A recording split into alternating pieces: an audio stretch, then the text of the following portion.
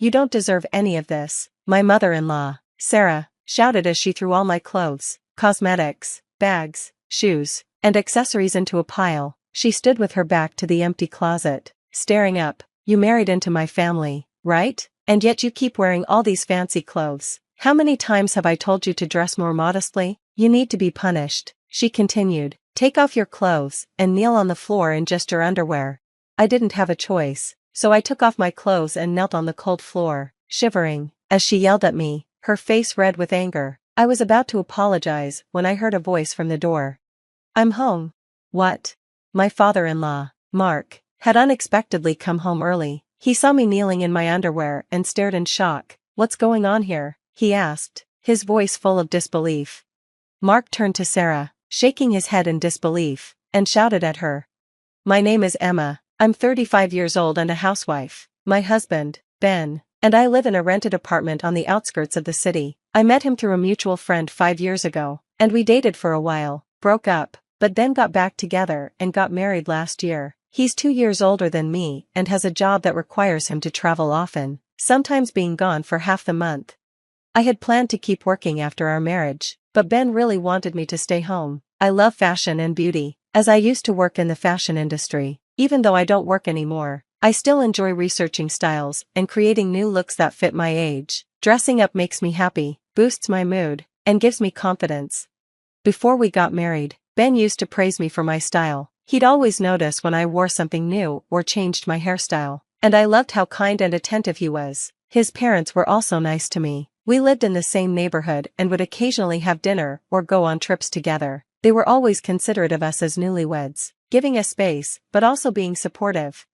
I got married later than my friends, but I was happy with the family I married into. One day, both Ben's parents got sick at the same time. They said it was just a cold, but since they were over 70, I worried it might be something worse. I wasn't the only one concerned, Ben was too. So, I started going back and forth between our place and theirs to help them get better. I'm really sorry for the trouble, they told me. It must be exhausting for you to take care of us with everything else you have to do. Don't worry about it, I replied. Ben and I just want you both to feel better soon. It's not a problem at all. It was no trouble at all. Their house was only a 10-minute walk away, and I just made extra food when I was preparing dinner for Ben and me. You're so kind and reliable, Ben's dad said. It would be perfect if you and Ben moved in with us. Sarah, his wife, quickly scolded him. Don't say things like that. They just got married. Of course, they want to live alone, right, Emma? I was put on the spot, but I smiled and didn't say much. While I didn't love the idea, I didn't mind it either. I had lost my parents when I was young and had been raised by my grandparents, so I longed for a family connection. If living with Ben's parents made them feel more secure, I was open to the idea. When Ben came home that night, I brought up the idea of moving in with his parents. To my surprise, he agreed right away. I think it's a great idea, he said. They're getting older, and it'll put my mind at ease knowing you're with them. I also worry about you being alone when I'm away. If the three of you are together, I won't have to worry. The next day, we made plans to move. When we told Ben's parents, they were thrilled. They quickly prepared a room for us and made sure everything was ready for our move. We planned to move in after our lease ended in a month. That month passed quickly, and I said goodbye to my neighbors. Welcome, Emma and Ben. We're so happy to have you here. Ben's parents greeted us on moving day. Thank you, Sarah and Mark. I'm happy to help with anything you need, I said. Ben added, and I'll do my best to help out too. Oh, by the way, I have a business trip in a couple of days. It'll be for 3 weeks this time. So, take care of Emma, Mom. We decided to celebrate our first day together with pizza and wine, and it was a great start. A few days later, Ben left for his trip. Normally, I'd feel lonely when he was away, but this time, I wasn't alone. His parents were with me. I decided to get to work right away and started doing my chores enthusiastically. I ran the washing machine first and vacuumed the floors. Just then, Sarah came home, while Mark was in his room reading a book. Hi, Sarah, how's it going? After I finish with the laundry, I'll make some lunch. What would you like to eat? I asked. Sarah looked around the room, then spoke up. Emma, this cleaning isn't good enough. You're a housewife, so you can't be lazy. If you can't do better, you're a failure. I was shocked by her harsh tone. I had never heard her speak like that before, and I didn't know what to say. She gave me a disappointed look and then sat on the sofa to watch TV. After that, her behavior completely changed. She started watching how I cooked and cleaned, criticizing me with every little thing. She lectured me on her idea of what a wife should be like. Her usually kind and warm personality became tense and intimidating. I thought I might have upset her, but when Mark was around, she went back to being sweet again. I noticed she changed depending on who was around, which made me suspect she was bullying me. My suspicions were confirmed one morning. I woke up, opened my closet, and realized a few of my favorite dresses were missing, along with a bunch of makeup I always used. I always kept them in the same place, and I had never taken them anywhere else. When I asked Sarah if she had seen them, she gave me a shocking answer. "Sarah, have you seen my dresses and makeup? They're gone." "Oh, yes, I threw them all away, and I sold some of your accessories too. I only got a couple of bucks for them though. Do you have a problem with that? Why did you do that without asking me?" I asked, upset. She just shook her head and gave me a cold stare. "You're just a housewife here. You don't need to care about fashion. You shouldn't wear those flashy clothes. You need to dress more modestly, understood?" she snapped. "Now go make breakfast," she ordered, before walking out of the room. Those dresses were my favorite ones I bought with my own money when I was single. It was hard to get over losing them, but I had to live with her for a long time, so I decided to just play along. I changed into the plainest shirt and jeans I had and went to the kitchen to make breakfast. Sarah nodded in approval when she saw me. From that day, she started giving me more tasks to do, like taking care of the garden, washing the car, and going shopping with her. I didn't mind helping, but the way she treated me made it hard. I felt frustrated and annoyed.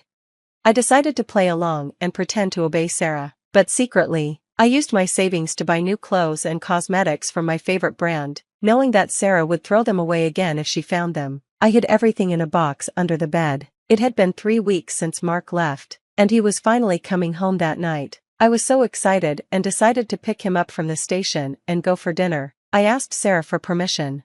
"Is it okay if Mark and I go out for dinner tonight? Should I prepare something for you before I go?" I asked. "That's a good idea. You should go. No need to make anything for me. It'd be nice to have something other than your cooking once in a while," she said. There was a hint of sarcasm in her voice, but I was still happy that she agreed. I quickly got ready, as it had been a while since we had a date night. I wore a new dress I had bought just for this occasion. I was excited and ready to leave, making sure Sarah didn't see me. I hadn't heard Mark's voice, so I figured he was out eating. I was thrilled as I headed to the station to meet Mark. When I saw him in the crowd, I waved to get his attention. He came running over and smiled at me. It made me so happy when he complimented my new outfit like he used to do. "Hi, honey, how was your trip? What do you want for dinner?" I asked. But then his face dropped, and he seemed upset. "What on earth are you wearing?" he asked, frowning. "I bought it recently. Don't you like it?" I said, excited about my dress, but he didn't seem pleased. "I'm asking why you're dressed like that. Didn't my mom tell you to dress modestly? She said you're just a housewife, so act like one," he yelled. I was taken aback. "But you used to compliment my outfits before we were married," I said, confused. Mark sighed in frustration. "That was before. Now you're my wife. Things are different now. You married into my family, so you need to act and look like it," he said. I realized then that Sarah had thrown out my clothes at his request. I still didn't understand why, but I saw now that her behavior had a reason. Feeling upset, I stayed quiet, and he grabbed my arm. "Let's go home. We need to talk about how a wife should behave," he said. I didn't want to cause a scene in public, so I followed him quietly. I briefly thought about leaving, but I didn't have a job, and the money I had saved wouldn't be enough to support me, so I decided to wait it out. We drove home in silence. When we got there, Sarah was in the living room holding a big blue garbage bag. I saw that it was full of my clothes, makeup, shoes, and accessories. I ran to my closet, but it was completely empty. My new clothes I had hidden were gone too. Even my shoes were missing. "I can't trust you," Sarah said coldly. "This is a punishment for not obeying us. You can't dress like that anymore. Just wear your underwear." That was too much. I couldn't accept it. In a burst of anger, I grabbed the garbage bag from Sarah's hands. Mark yelled at me in rage. "Hey, don't be rough with her. Who's paying for everything here? If you keep this up, I'll kick you out," he shouted. I had no words to reply. It was true that Mark took care of me, but Sarah had gone too far.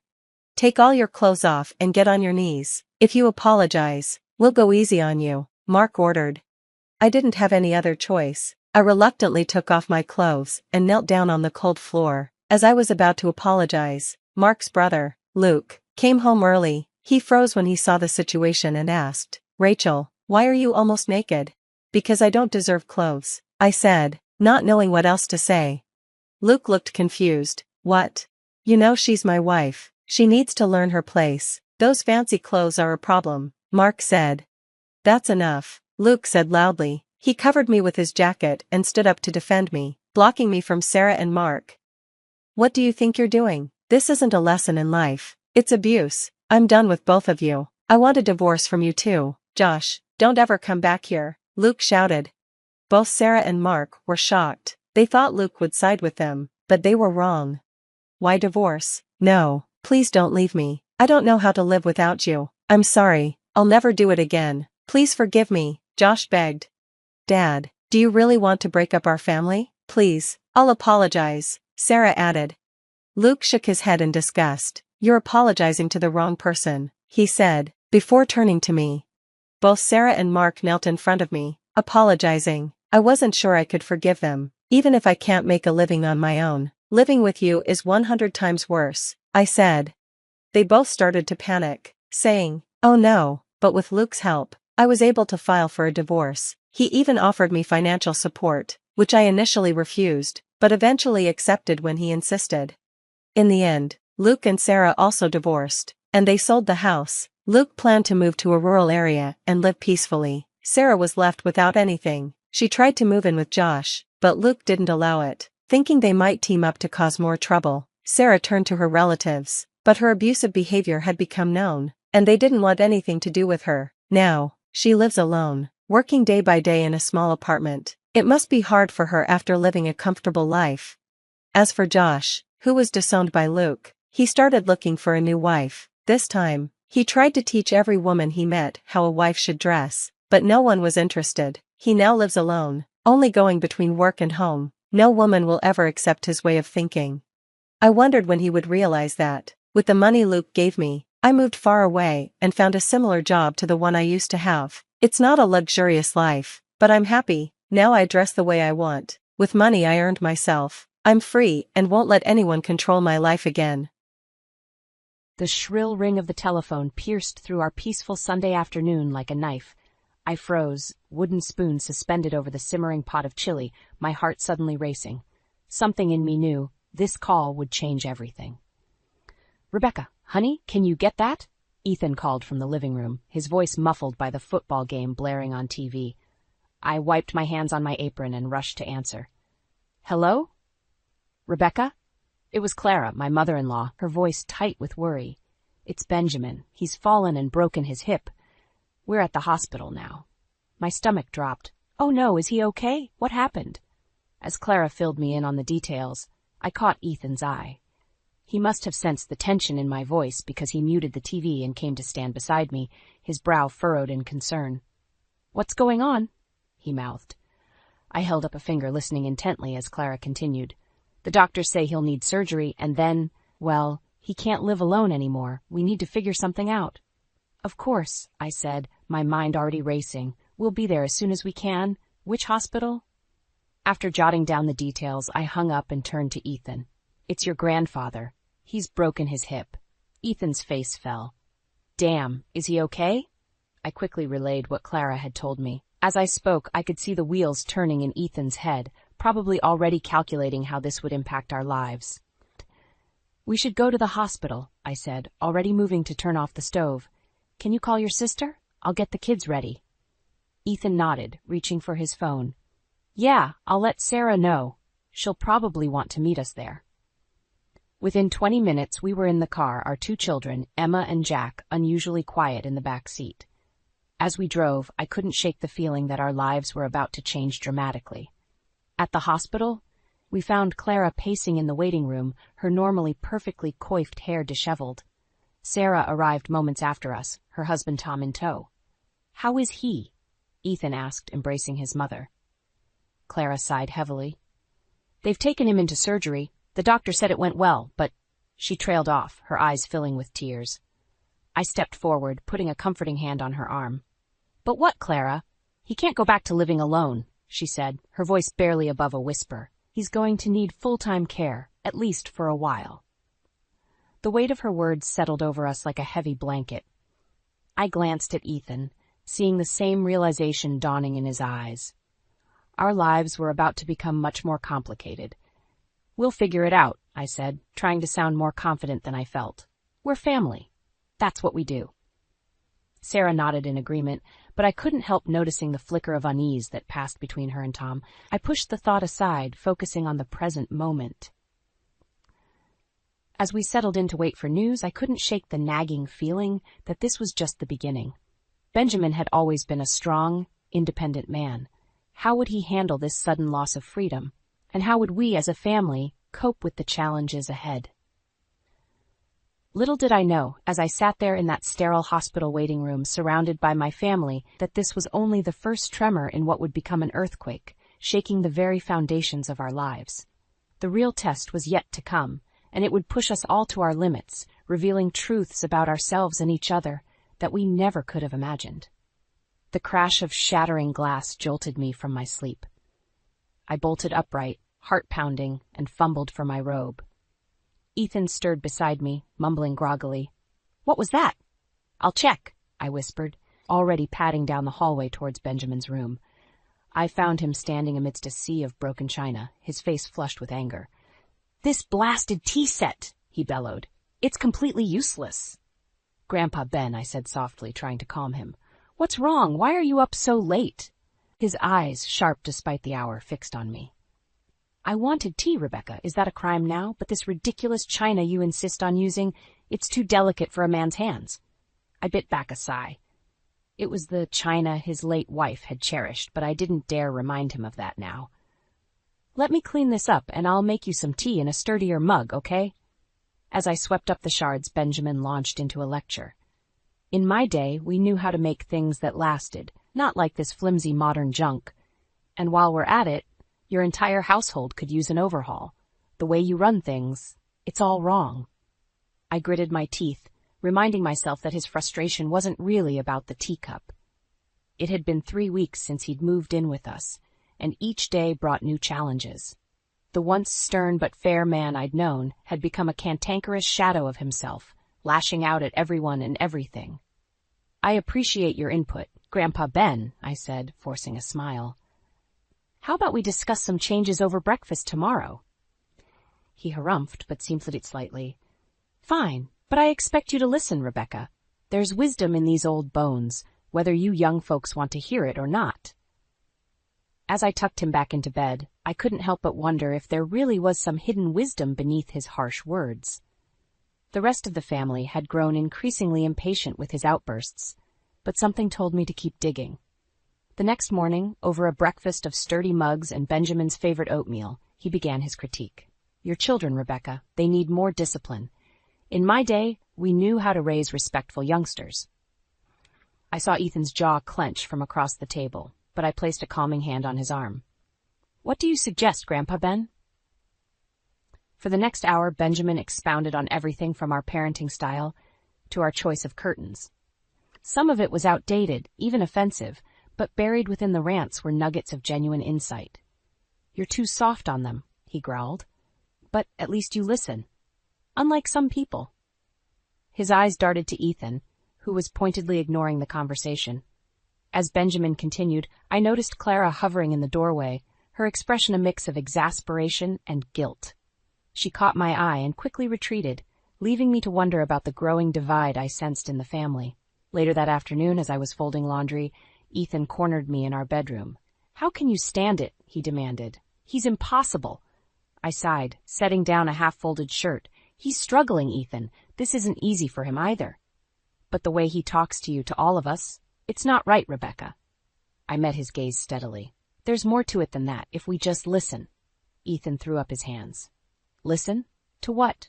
More complaints and insults? You're being naive, Rebecca. He's not going to change." As he stormed out, I felt a heaviness settle in my chest. The rift I'd sensed was widening, not just between Benjamin and the family, but between Ethan and me. That night, as I lay awake, Benjamin's words echoed in my mind. Beneath the harshness, I'd sensed a desperate need to be heard, to still feel valuable. While the others saw only the prickly exterior, I was beginning to glimpse the vulnerable man underneath. I made a silent vow then. I would keep trying to understand, to find the wisdom hidden in Benjamin's words. Even if it meant standing alone against the tide of family frustration, I wouldn't give up on him. Little did I know, this decision would set in motion a chain of events that would change all our lives forever. I never meant to eavesdrop, but the hushed voices drifting from the kitchen stopped me in my tracks. Clara's unmistakable laugh, tinged with a hint of bitterness, made me pause outside the door. I swear, if I have to listen to Dad complain one more time about how we don't do things the right way, I might just wish him away myself. My breath caught in my throat. I knew Benjamin had been difficult, but to hear Clara speak so callously about her own father. Then came the sound that truly broke my heart. Ethan's deep chuckle joining his mother's laughter. Maybe we could accidentally book him on a one-way cruise, Ethan joked. Think he'd notice if we didn't pick him up at the port? I couldn't bear to hear any more. I burst into the kitchen, my face flushed with anger and disappointment. How can you two talk like that? I demanded, my voice shaking. Clara and Ethan jumped, guilt flashing across their faces before quickly morphing into defensive irritation. Oh, Rebecca, Clara sighed, rolling her eyes. We were just letting off some steam? You know how Dad can be. I turned to Ethan, hoping to see some remorse in his eyes, but found only annoyance. It was just a joke, Becca. Lighten up.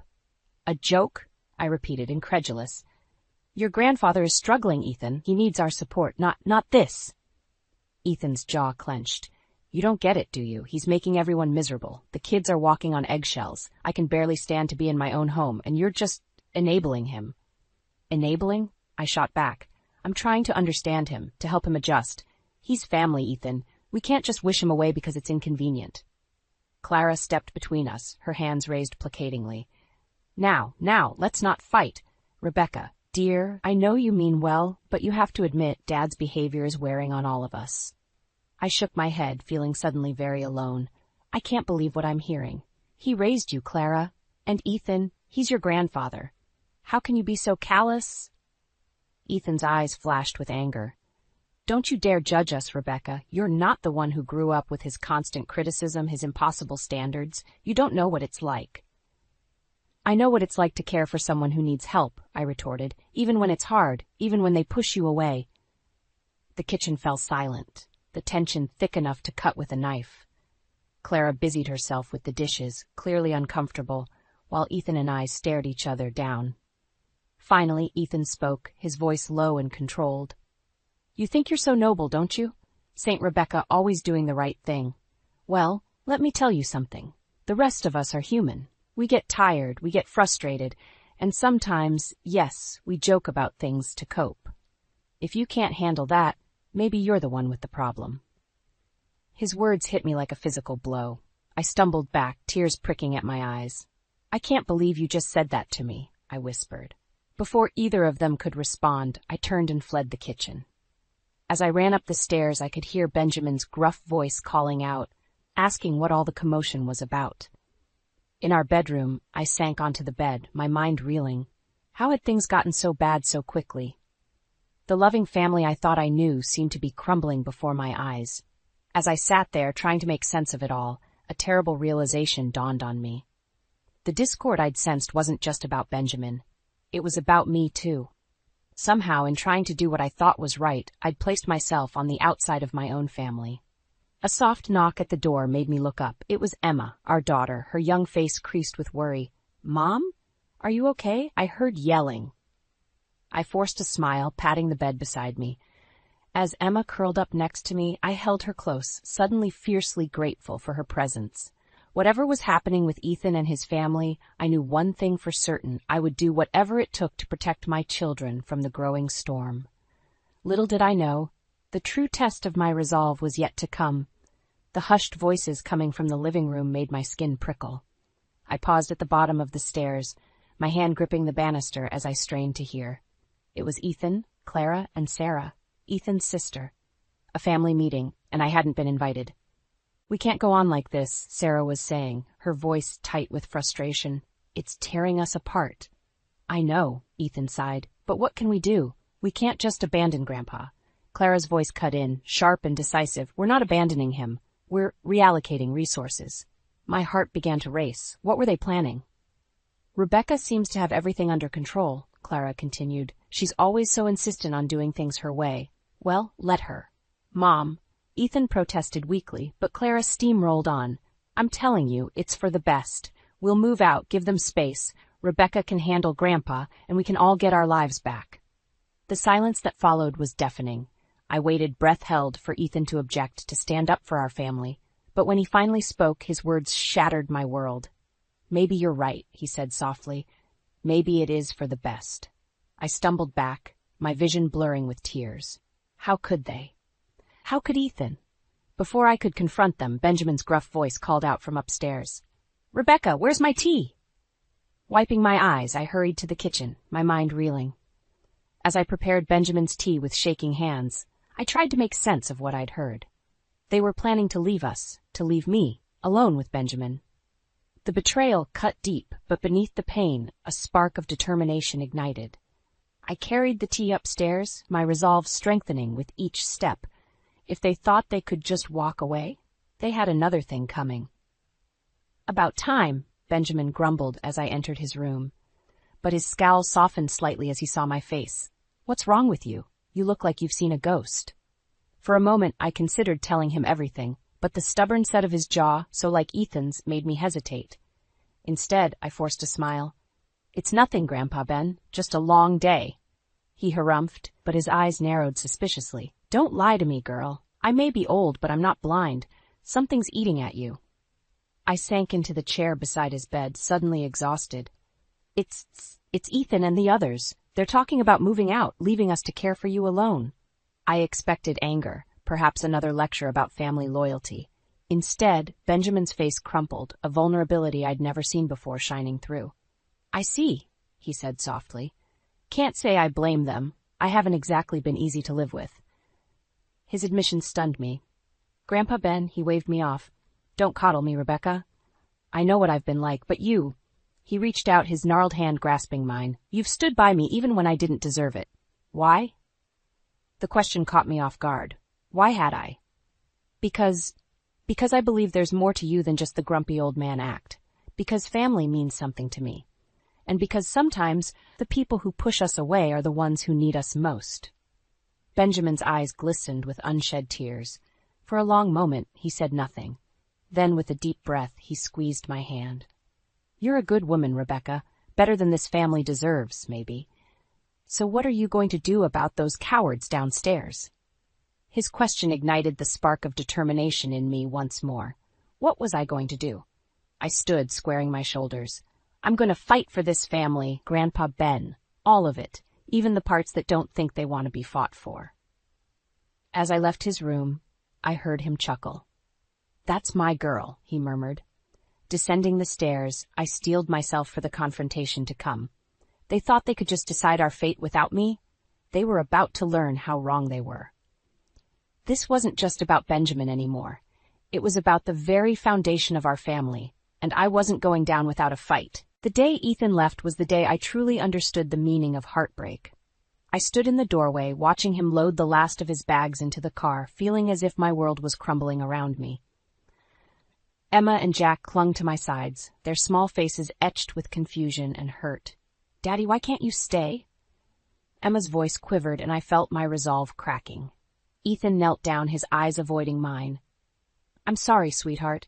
Daddy just needs some time away, but I'll see you soon, okay?" As he hugged our children goodbye, I caught Clara's eye over his shoulder. Her expression was a mix of guilt and defiance, and I felt a surge of anger. This was her doing, her idea of reallocating resources. When Ethan finally turned to me, I saw a flicker of regret in his eyes. "Becca, I cut him off, my voice low and steady. "Don't, just go." As the car pulled away, I felt Benjamin's presence behind me. "Well," he grumbled, "good riddance to bad rubbish, I say." I spun around, ready to snap at him, but the words died on my lips when I saw the pain in his eyes. He was hurting too, I realized. We all were. That night, after putting the kids to bed, I sat at the kitchen table, surrounded by bills and paperwork. How was I supposed to manage all this on my own? The weight of responsibility felt crushing. A soft knock interrupted my spiraling thoughts. "Mom?" Jack peeked around the door, his eyes wide. "Is Grandpa Ben okay? He's making weird noises." Alarmed, I rushed upstairs to Benjamin's room. The sound of labored breathing greeted me before I even opened the door. Inside, I found Benjamin hunched over, gasping for air. "Grandpa Ben!" I cried, rushing to his side. "What's wrong? Talk to me." He couldn't speak, just gestured weakly at his chest. My heart racing, I grabbed the phone and dialed 911. The next few hours were a blur of ambulances, emergency rooms, and anxious waiting. As dawn broke, a tired-looking doctor approached me in the waiting room. "Mrs. Thompson? Your grandfather-in-law is stable now. It was a severe asthma attack, exacerbated by stress and his recent hip surgery." Relief washed over me, quickly followed by guilt. How had I not known about his asthma? Had we all been so caught up in our own drama that we'd missed something so crucial? When I was finally allowed to see Benjamin, I found him looking small and fragile in the hospital bed. His gruff exterior had crumbled, leaving behind a vulnerable old man. "I'm sorry," he whispered as I took his hand. "I should have told you about the asthma. Didn't want to seem weak." I shook my head, fighting back tears. "No, I'm sorry. We should have been paying closer attention." As we talked, I realized something profound was happening. The walls Benjamin had built up were crumbling, and for the first time, I saw the man beneath, scared, lonely, but with a core of strength that had weathered many storms. When I returned home that afternoon, exhausted but determined, I found Emma and Jack waiting anxiously. "Is Grandpa Ben okay?" Emma asked, her voice small. I knelt down, gathering them both in my arms. "He will be," I assured them. "And we're going to help him. Together." Looking into their brave little faces, I felt a surge of love and determination. Ethan and his family might have abandoned us, but we weren't broken.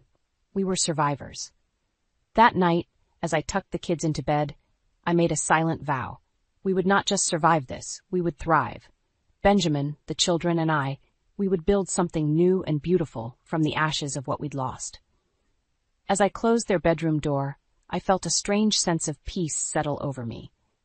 The road ahead would be challenging, but for the first time since this all began, I felt ready to face it. We were a family. Unconventional, perhaps, but bound by love and resilience, and that I realized was more powerful than any adversity we might face. My hands trembled as I smoothed down my blouse, stealing a glance at Benjamin in the passenger seat. 6 months had passed since that fateful night in the hospital, and the change in him was remarkable. Gone was the cantankerous old man, replaced by someone I'd grown to love and respect deeply. "Ready for this?" I asked, my voice barely above a whisper. Benjamin's eyes twinkled with a mischief I'd come to recognize. "Oh, I'm more than ready, my dear. Let's give them a show they'll never forget." As we pulled up to Clara's house, my stomach churned with anxiety. This was the first time we'd all be together since Ethan left. The children were spending the day with a friend, sparing them from what I feared would be an explosive family reunion. Clara answered the door, her smile faltering as she saw Benjamin standing tall beside me, no cane in sight. "Dad, you're walking so well. Amazing what proper care can do." Benjamin replied, his tone deceptively light. Ethan appeared behind his mother, his eyes widening at the sight of us. "Becca? We weren't expecting you both." "Clearly," I said, brushing past them into the house. The atmosphere in the living room was thick with tension as we all settled in. Sarah and her husband Tom exchanged nervous glances while Clara fussed unnecessarily with refreshments. Finally, Benjamin cleared his throat. "I suppose you're all wondering why we're here." "To be honest, Dad, we're just happy to see you doing so well," Sarah said, her voice tinged with guilt. Benjamin's laugh was sharp and humorless. "Oh, I'm doing more than well, Sarah. Thanks to Rebecca here, I've not only recovered, but I've had a revelation." The room fell silent, all eyes on Benjamin. My heart raced, knowing what was coming. "You see," he continued, his voice gaining strength, "these past months have been enlightening. I've seen who truly cares about family, about legacy, about doing what's right." Ethan shifted uncomfortably. "Grandpa, if this is about us leaving—" "This is about so much more than that, boy," Benjamin cut him off. "This is about character, about who has the strength to stand by family, even when it's difficult, even when it's inconvenient. I watched as realization dawned on their faces. Clara's hand flew to her mouth, while Ethan's jaw clenched tightly. "What are you saying, Dad?" Sarah asked, her voice trembling. Benjamin's eyes met mine, a silent question. I nodded, encouraging him to continue. "I'm saying," he said, turning back to his family, "that I've made a decision about the future of our family business. As of today, I'm naming Rebecca as the new head of Thompson Industries." The explosion was immediate. Clara leapt to her feet, face flushed with anger. "You can't be serious. She's not even blood."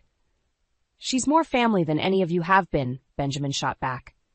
Ethan turned to me, his eyes blazing. "You planned this, didn't you? This was your game all along." The accusation stung, but I held my ground. "The only game here, Ethan, is the one you and your family have been playing, abandoning your grandfather, abandoning our marriage." "Our marriage?" he scoffed. "You pushed me away." "Enough!" Benjamin's voice boomed, silencing the room. "My decision is final. Rebecca has shown true strength of character, true commitment to family. She's earned this." As the reality sank in, I watched the faces around me contort with a mix of shock, anger, and betrayal. Sarah was openly weeping, while Tom looked like he might be sick. Clara stood rigid, her eyes burning with fury. But it was Ethan's expression that hit me hardest. The man I had once loved, the father of my children, looked at me with such hatred that it took my breath away. In that moment, standing amidst the chaos we had unleashed, I realized there was no going back. The family I had married into was irreparably shattered, and I, Rebecca Thompson, once the outsider, now stood at its center, holding the reins of a legacy I never asked for. As Benjamin's hand found mine, squeezing it in solidarity, I took a deep breath. The storm had broken, and I was at its eye. Whatever came next, I knew one thing for certain. Nothing would ever be the same again.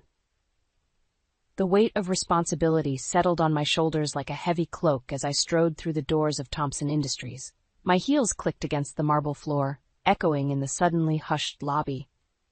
Employees whispered and stared, no doubt wondering about the woman who had seemingly appeared out of nowhere to take control of their company. I straightened my spine, channeling every ounce of confidence I could muster. This was my world now, whether I was ready for it or not. As I reached my new office, Ethan's old office, I found Benjamin waiting for me, a proud smile on his weathered face. "Ready to shake things up, Rebecca?" I nodded, my throat tight with emotion. "As ready as I'll ever be." The next few weeks were a whirlwind of meetings, decisions, and late nights. I threw myself into learning every aspect of the business, determined to prove Benjamin's faith in me wasn't misplaced. But with every success came a new challenge, often in the form of resistance from longtime employees loyal to Ethan and his family. It was after a particularly grueling board meeting that I found Ethan waiting outside my office, his face a mask of conflicting emotions. "Can we talk?" he asked, his voice softer than I'd heard it in months. Against my better judgment, I let him in. As soon as the door closed behind us, Ethan's composure cracked. "I've been a fool, Becca," he said, running a hand through his hair. "I let my family cloud my judgment, push me away from what really matters, from you." I stood frozen, my heart pounding. This was the moment I dreamed of for so long, Ethan coming back admitting his mistakes. But as I looked at him, I realized something had fundamentally changed. "I want us to try again," Ethan continued, stepping closer. "For the kids, for us. We can make this work. I know we can." For a moment, I wavered. The memory of our life together, the family we'd built, tugged at my heart. But then I thought of Benjamin, of the trust he'd placed in me, of the strength I'd found within myself. "No, Ethan," I said, my voice steady. "We can't go back." His face fell, confusion and anger warring in his eyes. "What do you mean? Is this about the company? Because we can work something out." "It's not about the company," I interrupted. "It's about us. About who we've become." I moved to my desk, pulling out a manila envelope I'd been dreading and hoping for in equal measure. "I think it's time we made this official." Ethan's eyes widened as he realized what I was holding. "Divorce papers? Becca, you can't be serious." "I've never been more serious," I replied, handing him the envelope. "You're no longer part of my inner circle, Ethan. You made that choice when you walked out on us." His face contorted with rage. "You conniving bitch! You planned this all along, didn't you? worming your way into Grandpa's good graces, stealing my company, my life. I stood my ground, even as his words cut deep. I didn't plan anything, Ethan. I simply chose to stand by family when you wouldn't. This isn't over, he snarled, snatching the envelope. You'll regret this, Rebecca. I'll make sure of it. As the door slammed behind him, I sank into my chair, my hands shaking. I'd done it. I'd chosen my path, burned the last bridge to my old life. The finality of it was terrifying and exhilarating all at once. A soft knock interrupted my thoughts. It was my assistant, looking worried. Mrs. Thompson, there's an urgent call from your children's school. There's been an incident. My blood ran cold.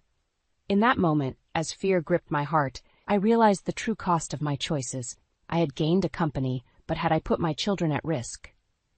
As I rushed out of the office, Ethan's threat echoed in my mind. This wasn't over. Not by a long shot. And suddenly, everything I had fought for seemed to be hanging by a thread. The day my divorce from Ethan was finalized felt like both an ending and a beginning. As I stood on the steps of the courthouse, the weight of the past year's struggles seemed to lift from my shoulders. I took a deep breath, savoring the crisp autumn air and the sense of freedom it brought. But my moment of peace was short-lived. My phone buzzed insistently, an urgent message from the office. Ethan and his family were making a last-ditch effort to wrest control of the company from me. They had called an emergency board meeting, claiming I was unfit to lead. I rushed to Thompson Industries, my mind racing. This was it, the final battle. As I entered the boardroom, the tension was palpable. Ethan sat at one end of the table, flanked by Clara and Sarah, their faces set in grim determination. The other board members looked uncertain, caught between the old guard and the new.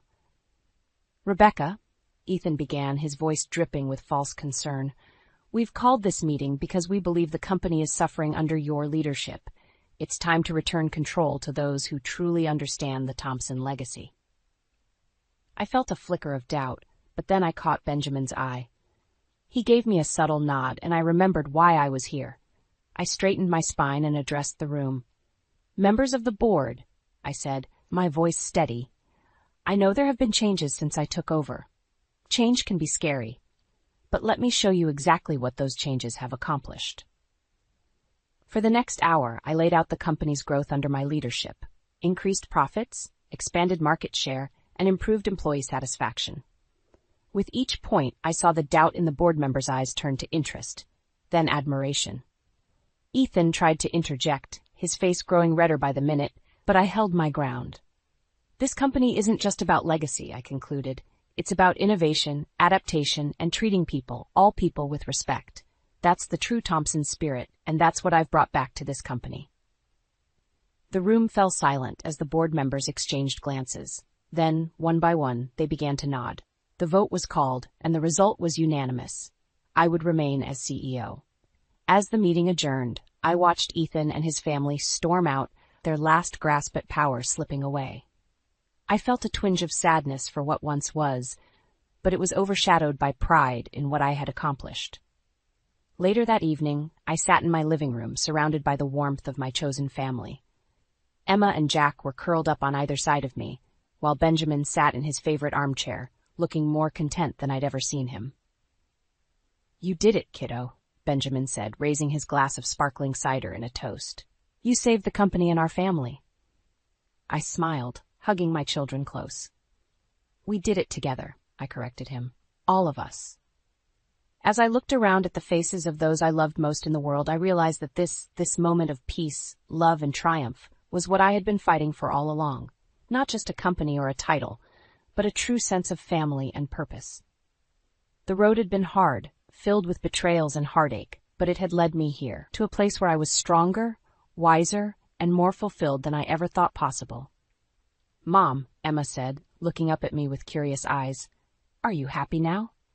I felt tears prick my eyes as I answered honestly, happier than I've ever been, sweetheart. And as the evening wore on, filled with laughter and love, I knew that this was just the beginning. Whatever challenges lay ahead, I was ready to face them. Not as the woman I had been, but as the woman I had become. A woman who had taken adversity and turned it into opportunity, who had found strength in vulnerability, and who had learned that true family is not always bound by blood, but by love, loyalty, and shared struggles. This was my new chapter, my new life, and I couldn't wait to see where it would lead.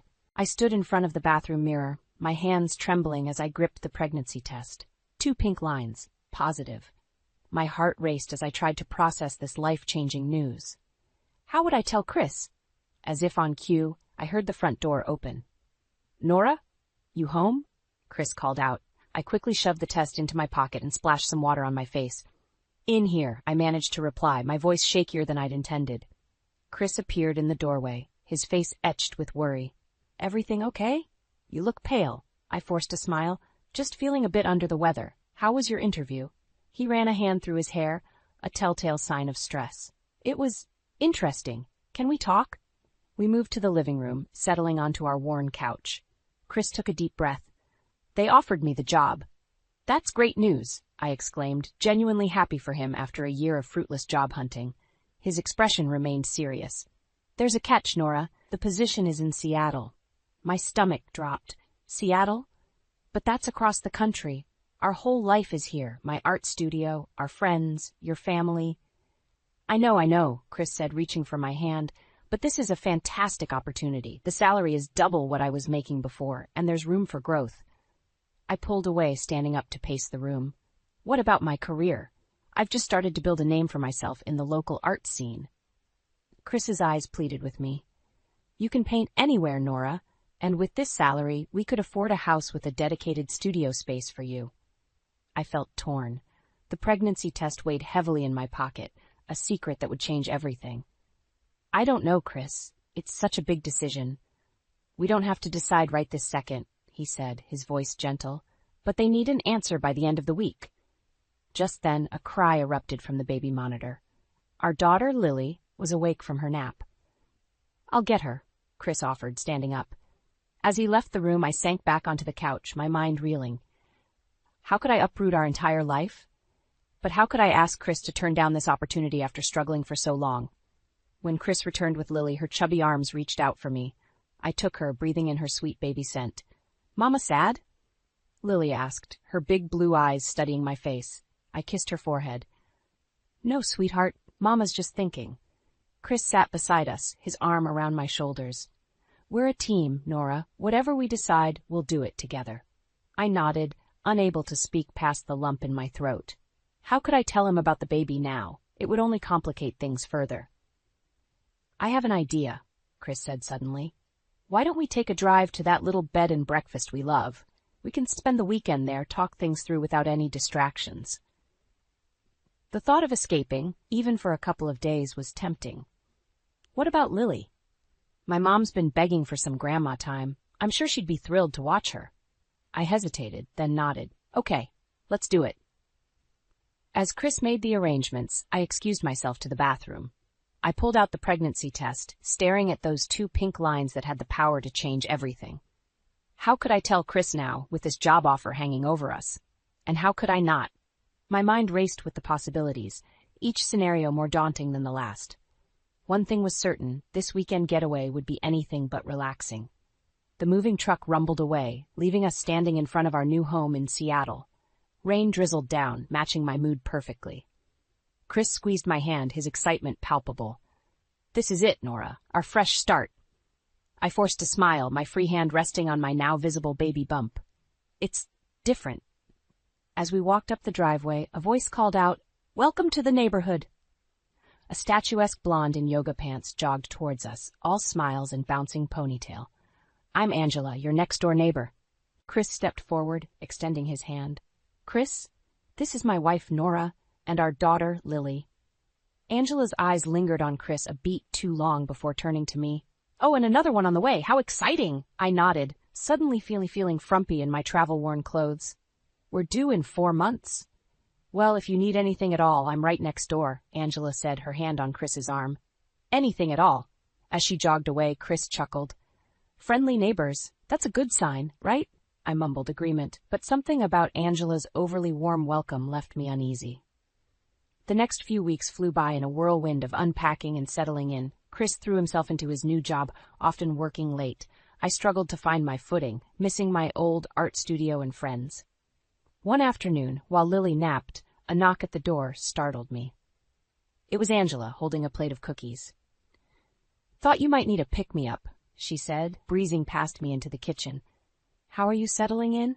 I followed, feeling oddly defensive in my own home. "Fine, thanks. Chris is loving his new job." Angela's eyes sparkled. "Oh, I know. We had lunch yesterday. He's quite the charmer, isn't he?" My stomach clenched. "You had lunch?" "Just a quick bite in the cafeteria," she waved dismissively. "Did he not mention it? Anyway, there's a neighborhood barbecue this weekend. You simply must come." After she left, I stood in the kitchen, Angela's words echoing in my mind. Why hadn't Chris mentioned lunch? That evening, as we ate dinner, I casually asked, "How's work going? Meet any new people?" Chris nodded, mouthful of pasta. "It's great. Everyone's been really welcoming." I waited, but he didn't elaborate. "Anyone in particular?" He shrugged. "Not really. Oh, did I mention there's a company picnic coming up?" I set down my fork. "Actually, Angela invited us to a neighborhood barbecue.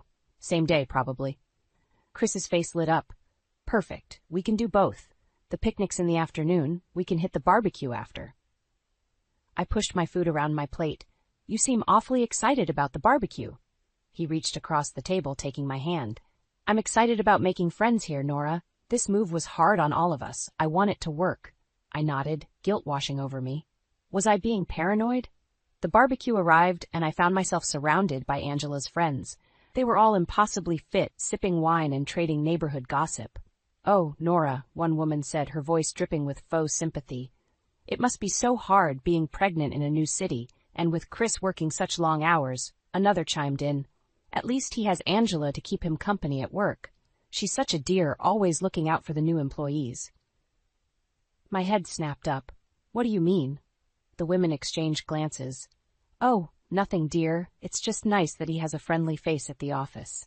I scanned the yard, spotting Chris and Angela by the grill, laughing at some private joke. As I watched, she placed her hand on his arm, leaning in close to whisper something. A cold dread settled in my stomach. What was really going on here? As we drove home that night, Chris chatted happily about the new friends we'd made. I stared out the window, my mind racing. "Nora? You okay?" Chris asked, concern in his voice. I turned to him, searching his face. "Chris, is there something you're not telling me?" Chris's face paled at my question. "What do you mean? I've told you everything." I wanted to believe him, but doubt gnawed at me. "It's just... you and Angela seem awfully close." He sighed, running a hand through his hair. "Nora, she's just being friendly. You're reading too much into this." I let it drop, but sleep eluded me that night. The next morning, while Chris was in the shower, I did something I'd never done before. I checked his phone. My hands shook as I scrolled through his messages. There it was, a thread with Angela. My heart raced as I opened it. "Great seeing you today. Lunch again tomorrow?" "Absolutely. Same time, same place." "Can't wait. You always brighten my day." I felt sick. The messages weren't explicitly romantic, but the familiarity, the frequency, it was all wrong. Chris's footsteps approached. I quickly put the phone down, my mind reeling. "Hey, honey," he said, kissing my cheek. "I'm heading out. Big presentation today." I nodded, unable to meet his eyes. "Good luck," I managed to choke out. As soon as he left, I burst into tears. Lily toddled over, her little face scrunched with concern. "Mama sad?" I pulled her close, breathing in her sweet baby scent. "No, sweetheart. Mama's okay." But I wasn't okay. Far from it. That afternoon, I took Lily to the park, desperate for a distraction. As she played in the sandbox, I sat on a nearby bench, lost in thought. "Mind if I join you?" I looked up to see an older woman with kind eyes and silver hair. "Please." I gestured to the empty seat. "I'm Marianne," she said, settling beside me. "You look like you could use a friendly ear." Something about her warmth broke through my defenses. Before I knew it, I was pouring out the whole story. The move, Angela, the text messages. Marianne listened without judgment, her eyes filled with understanding. When I finished, she took my hand. "Oh, honey, I've been where you are." "What did you do?" I asked, desperate for guidance. She smiled sadly. I ignored it, convinced myself I was imagining things. "Don't make my mistake, Nora. Trust your instincts." As we talked, Lily ran over, proudly showing off a handful of pebbles. Marianne's face lit up. "What a beautiful collection. You must be so proud of your mommy." Lily beamed, then ran back to play. Marianne turned to me, her expression serious. Whatever you decide to do, remember, you're not just fighting for yourself, you're fighting for her too. Her words struck a chord. I thought of the baby growing inside me, of Lily's innocent face. They deserved better than this. But how can I be sure? I asked, voicing my deepest fear. Marianne squeezed my hand. You dig deeper, gather evidence, and when you know for certain, you act. That night, after putting Lily to bed, I sat at the kitchen table, Chris's phone in my hands. He was working late again, or so he said. With trembling fingers, I opened his location history. My breath caught as I saw an unfamiliar address, visited multiple times over the past weeks. I grabbed my car keys, determination overriding my fear. It was time to see for myself. The address led me to a small apartment complex. As I pulled up, I saw Chris's car parked outside. My heart pounded as I approached the building. Through a ground floor window, I saw them, Chris and Angela, sitting close on a couch, laughing over glasses of wine. I stumbled back, bile rising in my throat. It was real. It was all real. As I drove home, tears blurring my vision, one thought echoed in my mind. What am I going to do now? The annual company picnic loomed, and I dreaded every second of it. But I had to go. I needed to see Chris and Angela together with my own eyes. Maybe I was wrong. Maybe there was an innocent explanation for everything. As we arrived at the park, Chris squeezed my hand. You okay? You've been quiet lately. I forced a smile. Just tired. The pregnancy, you know. He nodded, distracted by something over my shoulder. Oh, there's Angela. I promised I'd help her set up the volleyball net. Before I could respond, he was gone, jogging towards that familiar blonde ponytail. I watched as they laughed together, their bodies in perfect sync as they worked. Mama, swing! Lily tugged at my hand, pulling me towards the playground. As I pushed Lily on the swing, my eyes never left Chris and Angela. They were always near each other, sharing private jokes, touching casually. It was like watching a dance I wasn't part of. Your husband seems close with Angela, a voice beside me said. It was one of the women from the neighborhood barbecue. I stiffened. They're just colleagues. She raised an eyebrow. If you say so, dear, but if I were you, I'd keep a closer eye on them. Anger flared in my chest. How dare she? But as I opened my mouth to retort, I realized she was right. I needed to know the truth, once and for all. As the afternoon wore on, I lost sight of Chris. Panic rose in my throat. Where was he? Where was Angela? Lisa, can you watch Lily for a minute? I asked another mom. I need to find Chris. I searched the crowded park, my heart pounding. Then I saw them, ducking behind a storage shed at the far end of the field. Without thinking, I followed. As I approached, I heard Angela's lilting laugh. Oh, Chris, you're terrible. You love it, Chris's voice replied, low and intimate. I peered around the corner of the shed, and my world shattered. Chris had Angela pressed against the wall, his lips on her neck, her hands tangled in his hair. A strangled gasp escaped me. They sprang apart, guilt written all over their faces. Nora? Chris exclaimed, his face pale. It's not. This isn't. But I was already running, tears blurring my vision. I heard Chris calling after me, but I didn't stop. I couldn't breathe, couldn't think. I found myself at the playground, scooping up a confused Lily. We're going home, baby, I choked out. But Daddy? She asked, looking around. Daddy's busy, I said, my voice breaking. As I buckled Lily into her car seat, Chris caught up to us. Nora, please, let me explain. I whirled on him, fury and pain coursing through me. Explain what, Chris? How you've been lying to me? How you've been sneaking around with her? He reached for me, but I jerked away. Don't touch me. Don't you dare touch me. It was a mistake, he pleaded. It didn't mean anything. I love you, Nora. You and Lily are my world. I laughed bitterly. Your world? Is that why you've been spending every spare moment with her? Chris's face crumpled. I'm sorry. I'm so sorry. Please, can we talk about this? We can fix this.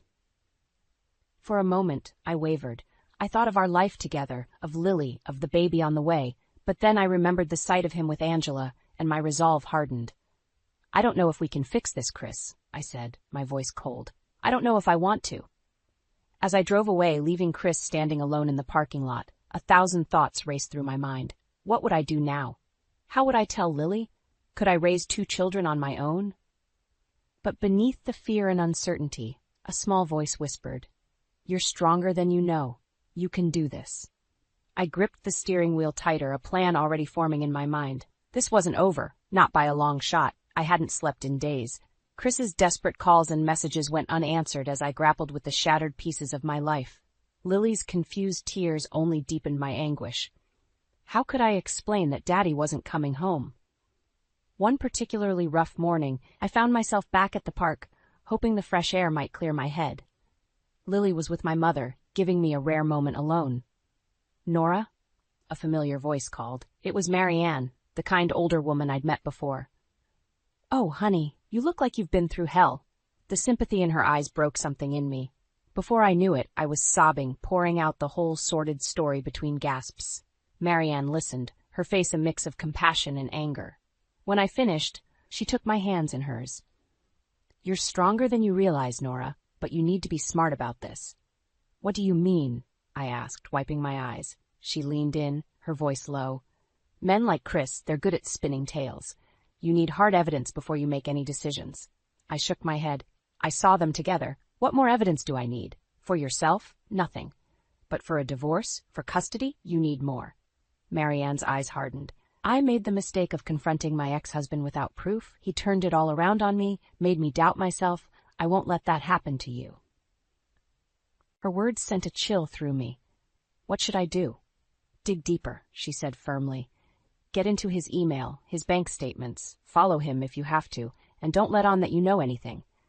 The thought of pretending everything was normal made me sick. "I don't know if I can face him." Marianne squeezed my hand. "You can, and you will, for Lily and for that baby you're carrying. They deserve better, and so do you."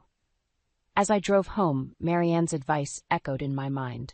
Could I really play the role of the unsuspecting wife? The thought of Chris touching me, kissing me, while I knew about Angela, made my skin crawl.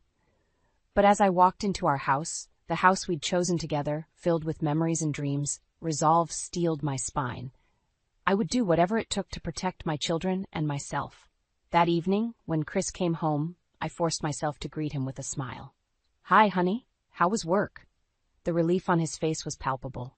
It was, "Good. Nora, can we talk?" I nodded, my heart racing. "Of course." We sat on the couch, an ocean of unspoken words between us. Chris took a deep breath.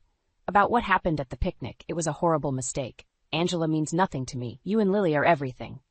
I wanted to scream, to throw his lies back in his face. Instead, I said softly, "I overreacted. I've been so emotional with the pregnancy. Can we just start over?"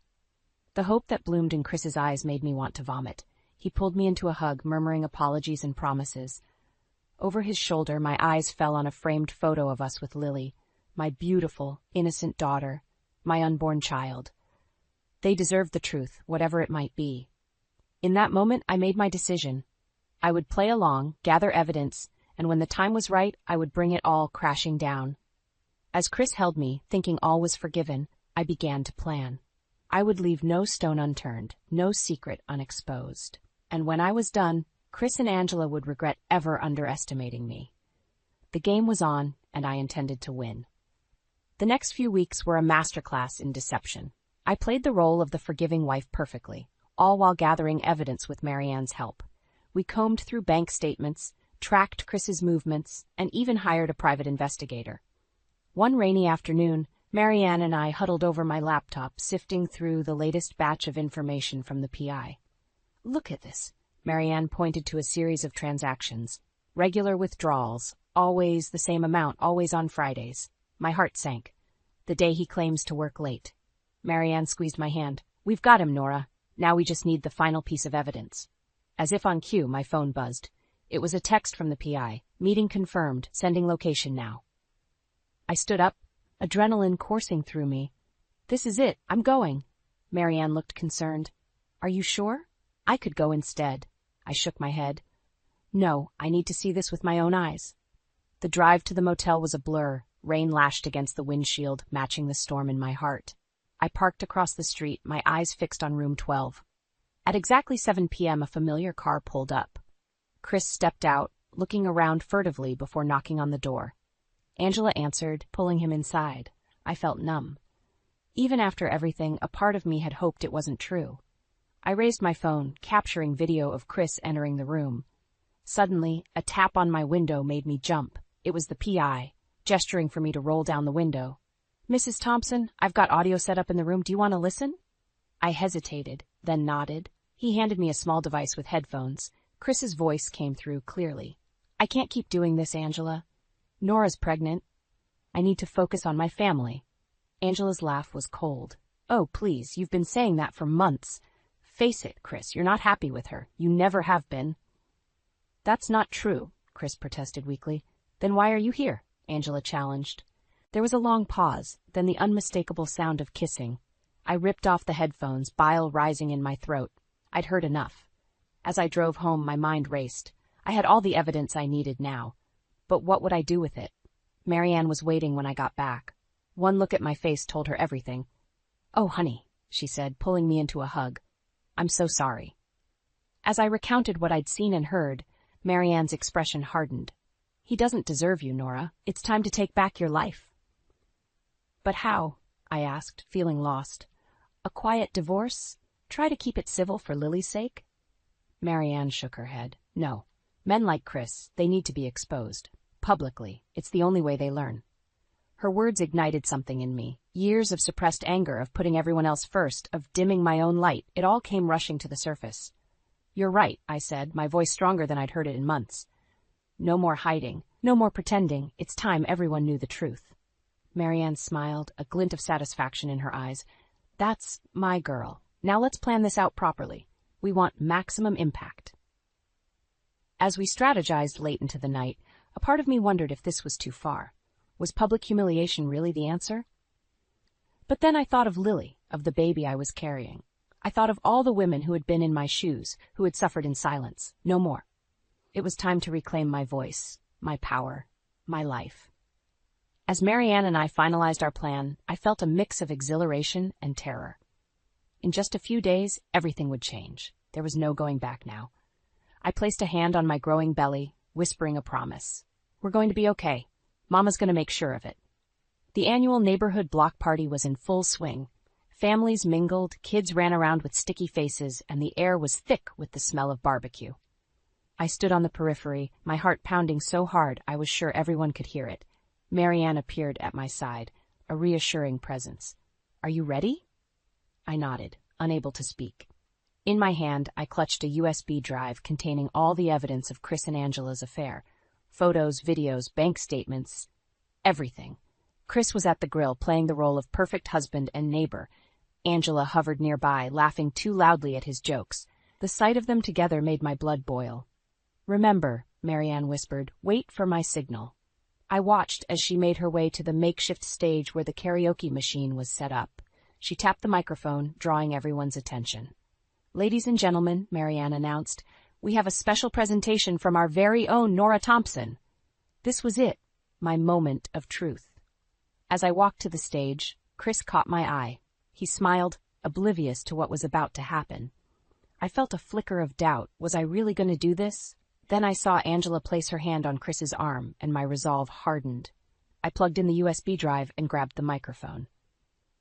I have a story to tell you all, I began, my voice shaky but gaining strength. A story about betrayal, lies, and the importance of truth. The crowd fell silent, sensing the gravity in my tone. Chris's smile faltered. For months I've been living a lie, I continued, pretending everything was fine while my husband carried on an affair with our neighbor. Gasps rippled through the audience. Chris's face drained of color. Angela tried to slip away, but Marianne blocked her path. I have proof, I said, pressing play on the first video. Chris and Angela's voices filled the air, discussing their secret meetings. The crowd watched in stunned silence as image after image appeared on the screen. Chris entering the motel. Bank statements showing his withdrawals. Text messages full of intimate details. I locked eyes with Chris. Did you think I wouldn't find out? Did you think I was too stupid, too trusting? He started towards the stage. Nora, please. No, I shouted, surprising even myself with the force of my voice. You don't get to speak now. You've done enough talking behind my back. As the evidence continued to play, I saw the reactions around me. Shock, disgust, pity. Angela had collapsed into a chair, sobbing. Chris stood frozen, his world crumbling around him. But then I heard a small voice. Mommy? Lily stood at the edge of the crowd, her eyes wide with confusion and fear. My triumph turned to ash in my mouth. What had I done? I stumbled off the stage, pushing past the murmuring crowd to reach my daughter. As I scooped her up, I caught sight of Chris. The devastation on his face mirrored my own. "Nora," he choked out, "I'm so sorry. Please, can we talk?" But it was too late. The damage was done.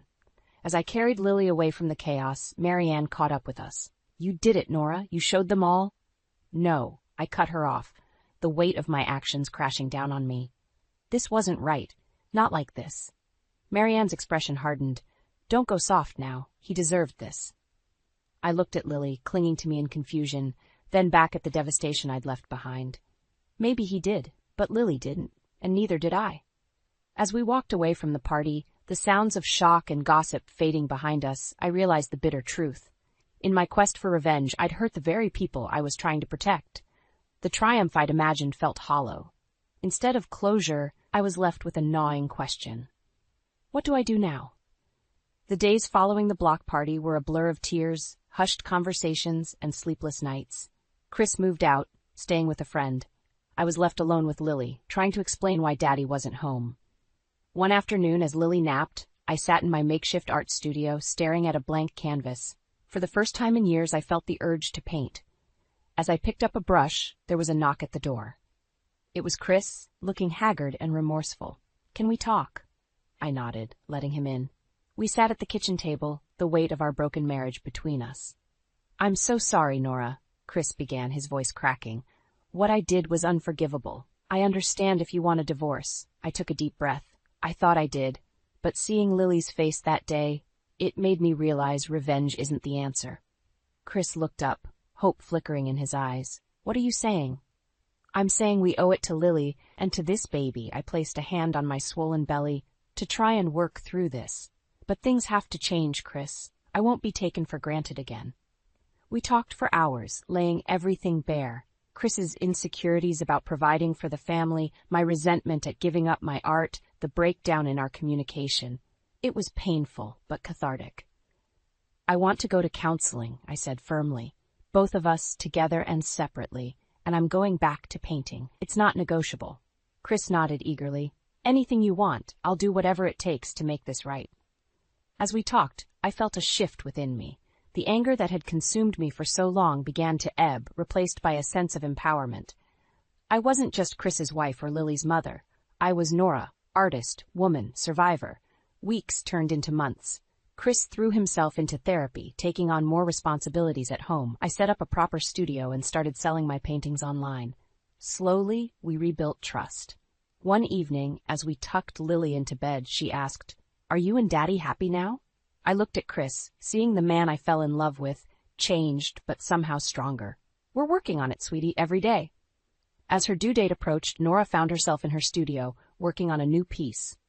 It was a self-portrait, not the meek housewife she'd become, but the strong, resilient woman she'd discovered. Chris appeared in the doorway, a mug of tea in hand. "That's incredible, Nora. It's so you." I smiled, really smiled for the first time in months. "It is, isn't it?"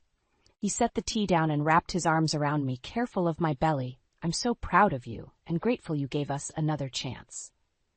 I leaned into him, feeling our baby kick. "We've both changed, Chris. This isn't the life I imagined, but maybe it's the one we needed." As I put the finishing touches on my self-portrait, I realized that this, the messy, complicated, beautiful life we were rebuilding, was my masterpiece. The next day, I received an email from a gallery in the city. They wanted to feature my work in an upcoming show. As I shared the news with Chris, watching his face light up with genuine pride, I knew we'd be okay. Not perfect, but okay. That night, as we lay in bed, Chris's hand on my belly, I thought about the journey we'd been on. The pain, the betrayal, the near destruction of everything we'd built. But I also thought about the strength I'd found, the voice I'd reclaimed. I wasn't just Chris's wife or Lily's mother anymore. I was Nora Thompson, artist, survivor, woman reborn. As I drifted off to sleep, I felt a sense of peace wash over me. Whatever challenges tomorrow might bring, I knew I had the strength to face them, not just for my family, but for myself. The canvas of our life wasn't perfect. It had its dark spots, its messy streaks, but it was ours, and it was beautiful in its own way. And I, Nora Thompson, was the artist holding the brush. I stood in the kitchen, my hands trembling as I clutched the phone. The text message from Martin glowed on the screen. Working late again. Don't wait up. Lies. All lies. I glanced at the clock. 7:30 p.m. Olivia would be home from soccer practice any minute. How could I face my daughter knowing what I knew about her father? The front door slammed, and Olivia's voice rang out. "Mom, I'm starving." I quickly wiped my eyes and plastered on a smile. "In the kitchen, sweetie. How was practice?" Olivia bounced in, her ponytail swinging. At 15, she was the spitting image of me at that age. Before I met Martin, before everything changed. "It was great. Coach says I might start next game." "That's wonderful, honey." I turned to the fridge, grateful for the distraction. "How about some pasta for dinner?" "Sounds good. Where's Dad?" The question hit me like a punch to the gut. I gripped the refrigerator door, steadying myself. "He's working late." Olivia groaned. "Again? He's always working these days." If only that were true. I took a deep breath and faced my daughter. "Liv, there's something we need to talk about." Her brow furrowed. "What's wrong, Mom? You look upset." I gestured to the kitchen table. "Let's sit down." As we settled into our chairs, I reached for Olivia's hand. Her fingers were calloused from hours of soccer practice, but they still felt so small in mine. How could I shatter her world? "Honey, your father and we're having some problems." Olivia's eyes widened. "What kind of problems?" I swallowed hard. "I've discovered that your father has been seeing someone else." The words hung in the air between us. Olivia jerked her hand away, her face a mask of disbelief. "What? No, Dad wouldn't do that." "I'm so sorry, sweetheart. I wish it wasn't true, but—" "You're lying." Olivia shot to her feet, her chair scraping across the floor. "Dad loves us. He wouldn't cheat." The phone in my pocket buzzed. Another text from Martin, grabbing drinks with the guys. "Be home late." I pulled out the phone, my hands shaking. "Liv, look." She snatched the phone, her eyes scanning the message. "So, he's out with friends. That doesn't mean anything." "Olivia, please. I know this is hard to hear, but—" The front door opened and Martin's voice called out. "Anyone home?" Olivia's head snapped up, her eyes blazing. Before I could stop her, she bolted from the kitchen. "Now, Dad! Mom's saying awful things about you. Tell her she's wrong." I followed, my heart pounding. Martin stood in the entryway, briefcase in hand, looking bewildered. "What's going on?" Olivia thrust my phone at him. "Mom says you're cheating, but that's not true, right? Tell her." Martin's face drained of color as he read the text. His eyes met mine, and in that moment I saw the truth written all over his face. "Oh, Liv," I whispered. Olivia looked from Martin to me, and back again. The realization dawned in her eyes, followed quickly by hurt and anger. "How could you?" she screamed at Martin. Then she turned and ran up the stairs, slamming her bedroom door. Martin took a step toward me. "Elaine, I can explain." I held up a hand, stopping him in his tracks. "Don't. Just don't." We stood there in silence, the weight of broken promises and shattered trust hanging between us. Finally I spoke. "I want a divorce." Martin's shoulders sagged. "Elaine, please, we can work this out, for Olivia's sake." "No," I cut him off. "We're done. I'm taking Olivia and leaving." "You can't just take her." Martin's voice rose. "She's my daughter, too." I met his gaze, steel in my voice. "Watch me." As I turned to head upstairs and comfort our daughter, one thought crystallized in my mind. I would do whatever it took to protect Olivia and build a new life for us, with or without Martin's cooperation. I sat at Teresa's kitchen table, clutching a mug of tea that had long since gone cold. My best friend of 20 years listened intently as I poured out the whole sordid tale. "I just can't believe it, Teresa. 23 years of marriage, and this is how it ends." Teresa reached across the table and squeezed my hand. "Oh, Elaine, I'm so sorry. What are you going to do now?" I sighed, feeling the weight of uncertainty pressing down on me. "I don't know. I told Martin I want a divorce, but... God, how did we get here?" As I spoke, memories flooded back. Martin and I, young and in love, dancing at our wedding. The joy on his face when Olivia was born. Family vacations, holiday dinners, quiet nights curled up on the couch. When had it all started to unravel? "Remember when you first introduced us?" I asked Teresa. "That New Year's Eve party at your place?" She smiled softly. "How could I forget? Martin couldn't take his eyes off you all night." He was so charming back then. Funny, attentive. I thought I'd hit the jackpot. Teresa's expression turned serious. "Elaine, you can't blame yourself for this. Martin made his choices." I nodded, fighting back tears. I know, it's just, we struggled so much these past few years. The financial stress, Martin's job changes, Olivia hitting her difficult teenage phase. I thought we were in it together, you know? A team. And now I feel like a fool. I stood up abruptly, pacing Teresa's small kitchen. All those late nights at the office, the sudden business trips. How long has this been going on? How many other women have there been? Teresa stood and wrapped me in a hug. Oh, honey, you don't need to torture yourself with those questions. What matters now is taking care of yourself and Olivia. As if on cue, my phone buzzed. A text from Olivia. When are you coming home? Dad keeps trying to talk to me. I showed Teresa the message, my stomach churning. I don't know how to protect her from this, Teresa. She idolized Martin.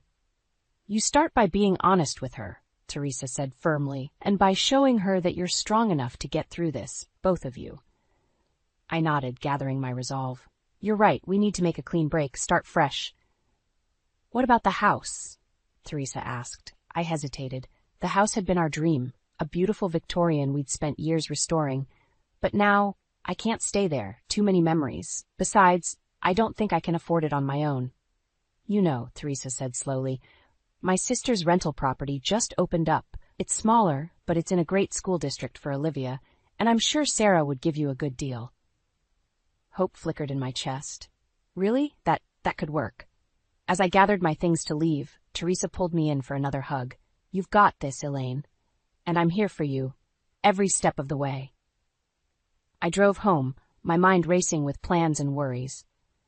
As I pulled into the driveway, I saw Martin's car still parked there. My hands tightened on the steering wheel. I wasn't ready to face him again. Not yet. Taking a deep breath, I walked into the house. Olivia was curled up on the couch, her eyes red-rimmed from crying. Martin sat in the armchair, looking lost. Mom! Olivia launched herself into my arms. Where were you? Dad's been trying to explain, but I don't want to hear it. I stroked her hair, shooting a warning glance at Martin. It's okay, sweetie. We don't have to talk about it right now. Martin stood, his face a mask of guilt and desperation. Elaine, please, can we just... Not now, I cut him off. Olivia, why don't you go upstairs and start packing some things? We're going to stay at Aunt Teresa's for a few days. As Olivia trudged upstairs, Martin stepped closer. You can't just take her, Elaine. We need to work this out. I met his gaze, steel in my voice. No, Martin, you lost the right to make demands when you broke our vows. I'm doing what's best for our daughter. As I turned to follow Olivia upstairs, Martin called out, I'll fight you on this, Elaine. I swear I will. I paused at the foot of the stairs, a chill running down my spine. The battle lines were drawn, and I knew the real fight was just beginning. The guest room at Teresa's house felt like a sanctuary after the chaos of the past few days. I sat on the edge of the bed, watching Olivia unpack her hastily thrown-together suitcase. Mom? Her voice was small, vulnerable. What's going to happen now? I patted the spot next to me, and she sat down, leaning her head on my shoulder. I don't know all the details yet, sweetie, but I promise you we're going to be okay. Olivia sniffled. I hate him, Mom. I hate what he did to us. My heart ached at her words. Oh, Liv, I know you're hurting, but try not to let hate consume you. Your father made terrible choices, but he still loves you. She jerked away from me, eyes flashing. How can you say that? If he loved us, he wouldn't have cheated.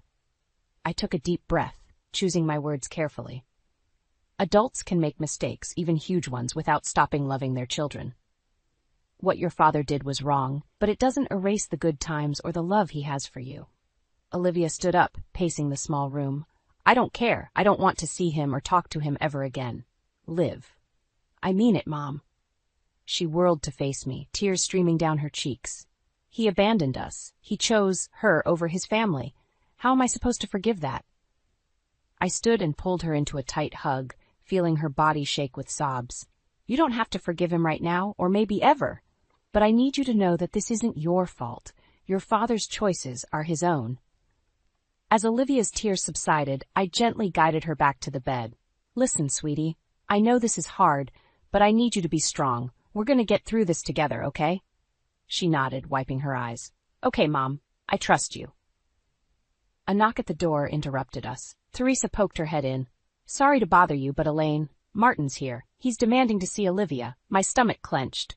Absolutely not. He can't just show up here and... I want to see him, Olivia said suddenly. I turned to her, surprised. Are you sure? You don't have to if you're not ready. Olivia's jaw set in a determined line. I'm sure. I have some things I need to say to him. Reluctantly, I nodded. All right, but I'm coming with you. We followed Teresa downstairs to find Martin pacing in the living room. When he saw Olivia, his face crumpled. Oh, sweetheart, I'm so sorry. Olivia crossed her arms, her voice ice cold. Sorry for what, Dad? For cheating on Mom? For lying to us? For breaking apart our family? Martin flinched. Liv, please. I know I made a terrible mistake, but I love you. I want to make this right.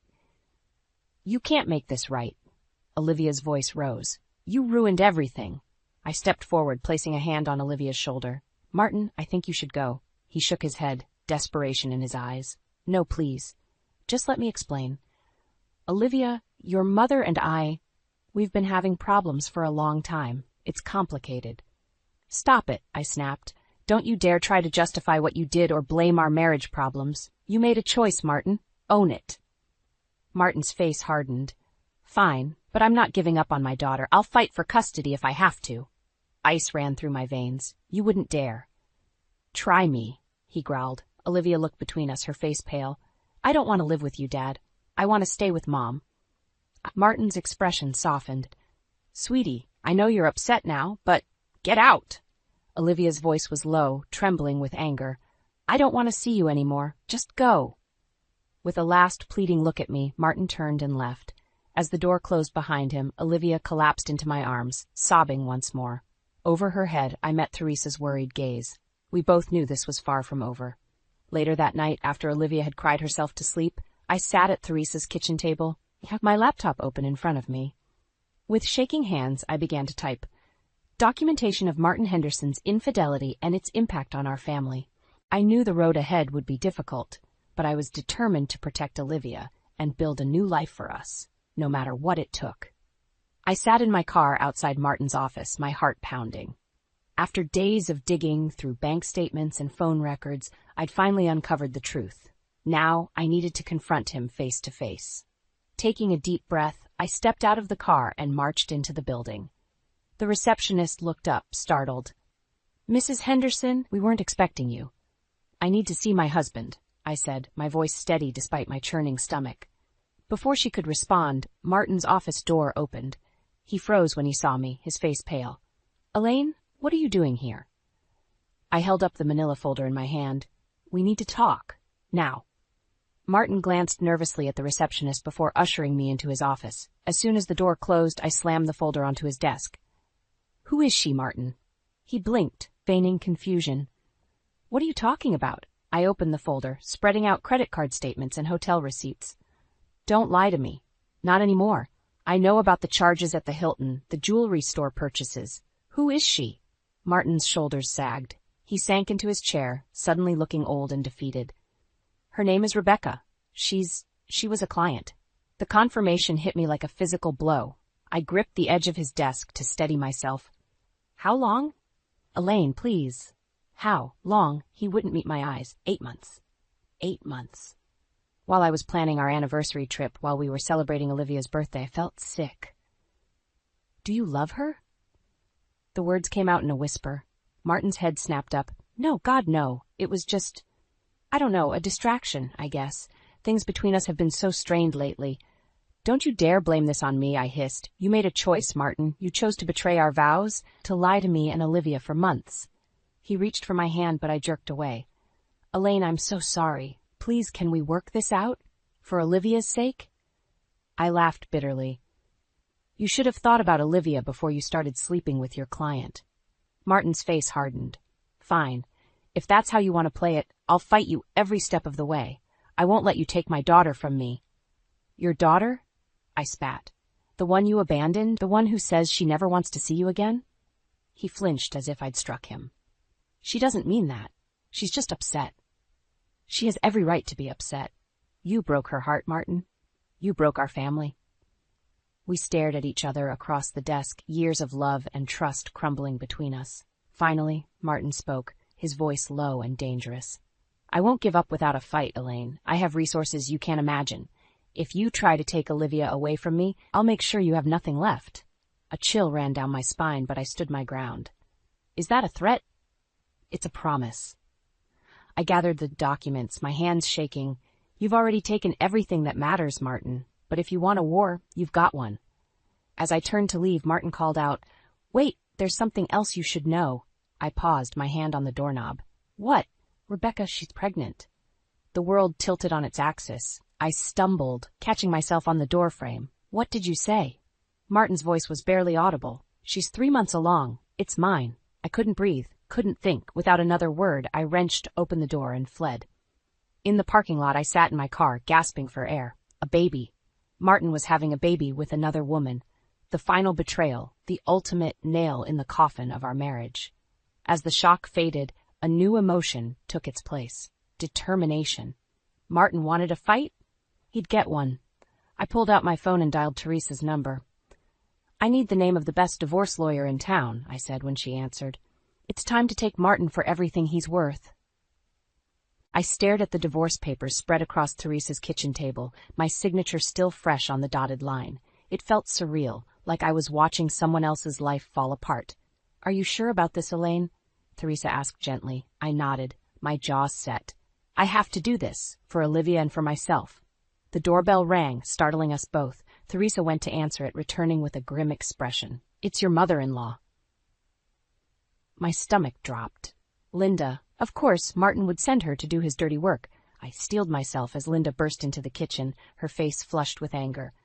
"Elaine, what do you think you're doing? Filing for divorce? Have you lost your mind?" I stood, facing her head on. "Linda, I understand you're upset, but this is between Martin and me." She waved a dismissive hand. "Nonsense. Marriage is about family, about commitment. You can't just throw it away because of one little mistake." "Little mistake?" I felt my temper rising. "Your son had an affair for 8 months. He got another woman pregnant. That's not a little mistake, Linda. That's a betrayal." Linda's eyes widened. "Pregnant? What are you talking about?" I froze, realizing my error. Martin hadn't told his parents yet. I'm sorry, I thought you knew." She sank into a chair, the fight draining out of her. "Oh, Martin, what have you done?"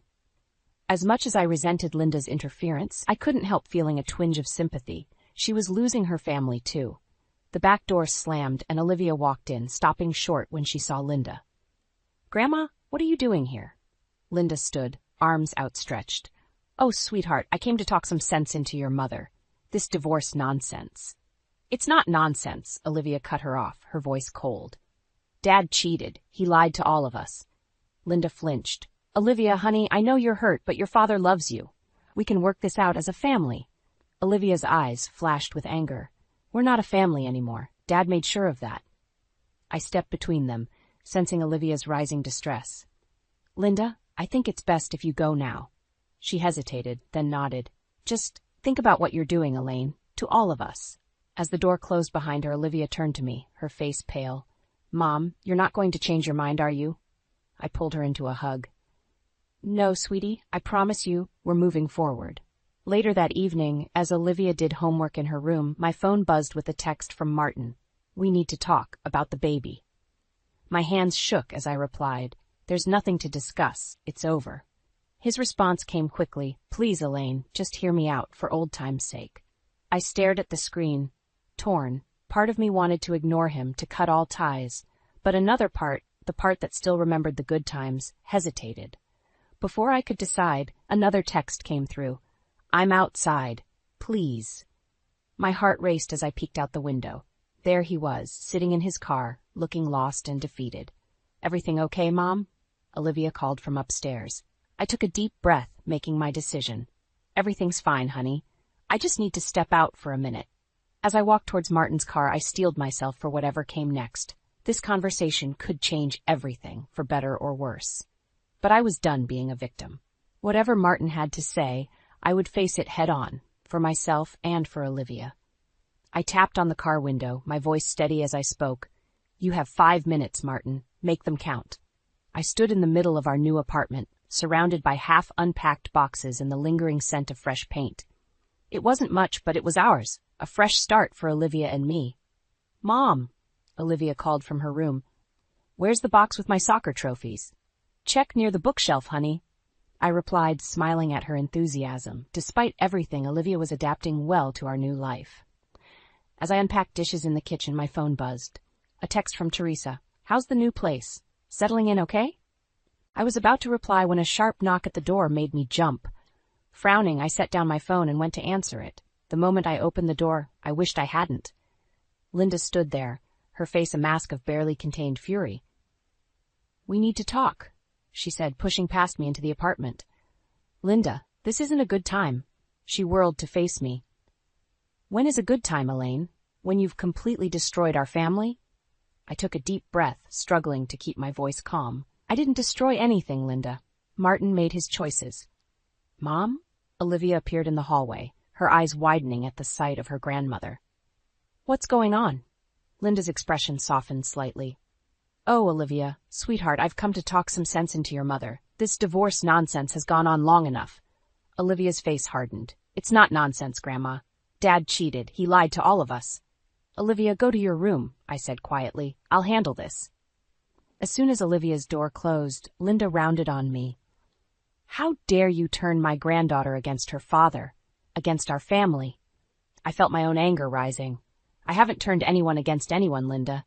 Martin did that all on his own when he decided to have an affair. People make mistakes, Elaine. Marriage is about forgiveness, about working through the hard times." I laughed bitterly. "Forgiveness? He got another woman pregnant, Linda. How am I supposed to forgive that?" Linda's face paled. That's just a rumor. Martin assured me it wasn't true." "Well, he lied to you too then, because I heard it straight from him." For a moment, Linda looked lost. Then her eyes hardened again. "Even so, there are ways to deal with that situation. You don't have to throw away 23 years of marriage." I was about to retort when the front door burst open. Martin strode in, looking frantic. "Mom, what are you doing here?" he demanded. "I told you to let me handle this." Linda turned to him, her voice pleading. "I'm trying to save your marriage, Martin, to keep our family together."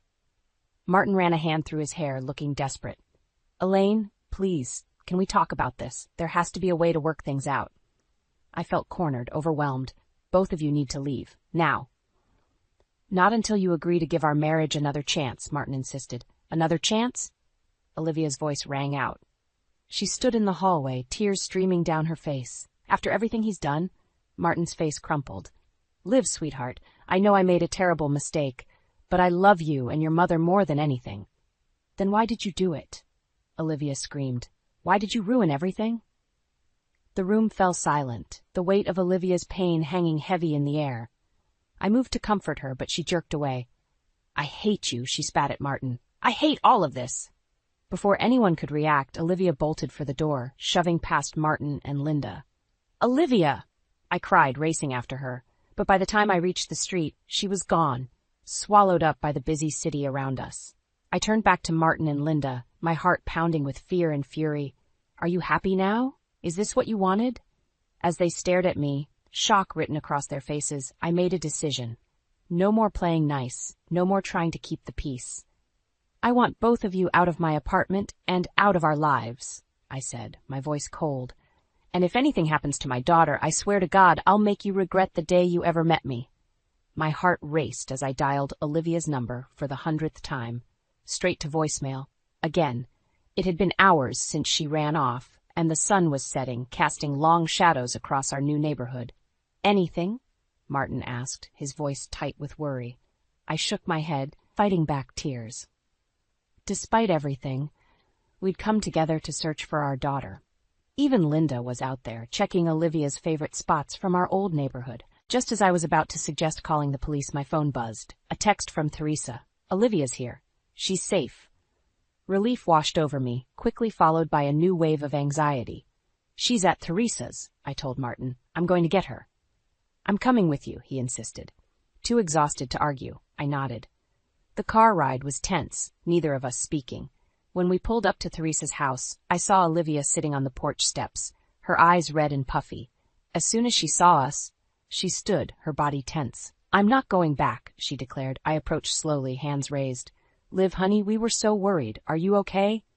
She crossed her arms, glaring at Martin. "I'm fine. I just needed to get away from everything." Martin stepped forward. Olivia, I'm so sorry. I know I've hurt you, but please, can we talk about this? Olivia's eyes flashed with anger. Talk about what, Dad? How you threw away our family for some woman? How you're having a baby with her? I saw Martin flinch at her words. Good.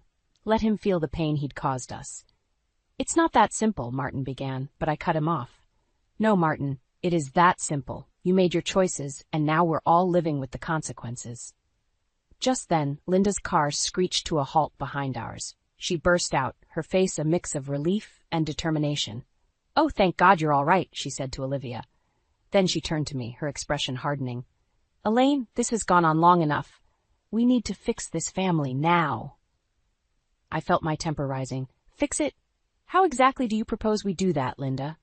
To my shock, Martin stepped forward, taking my hand. By remarrying, he said softly.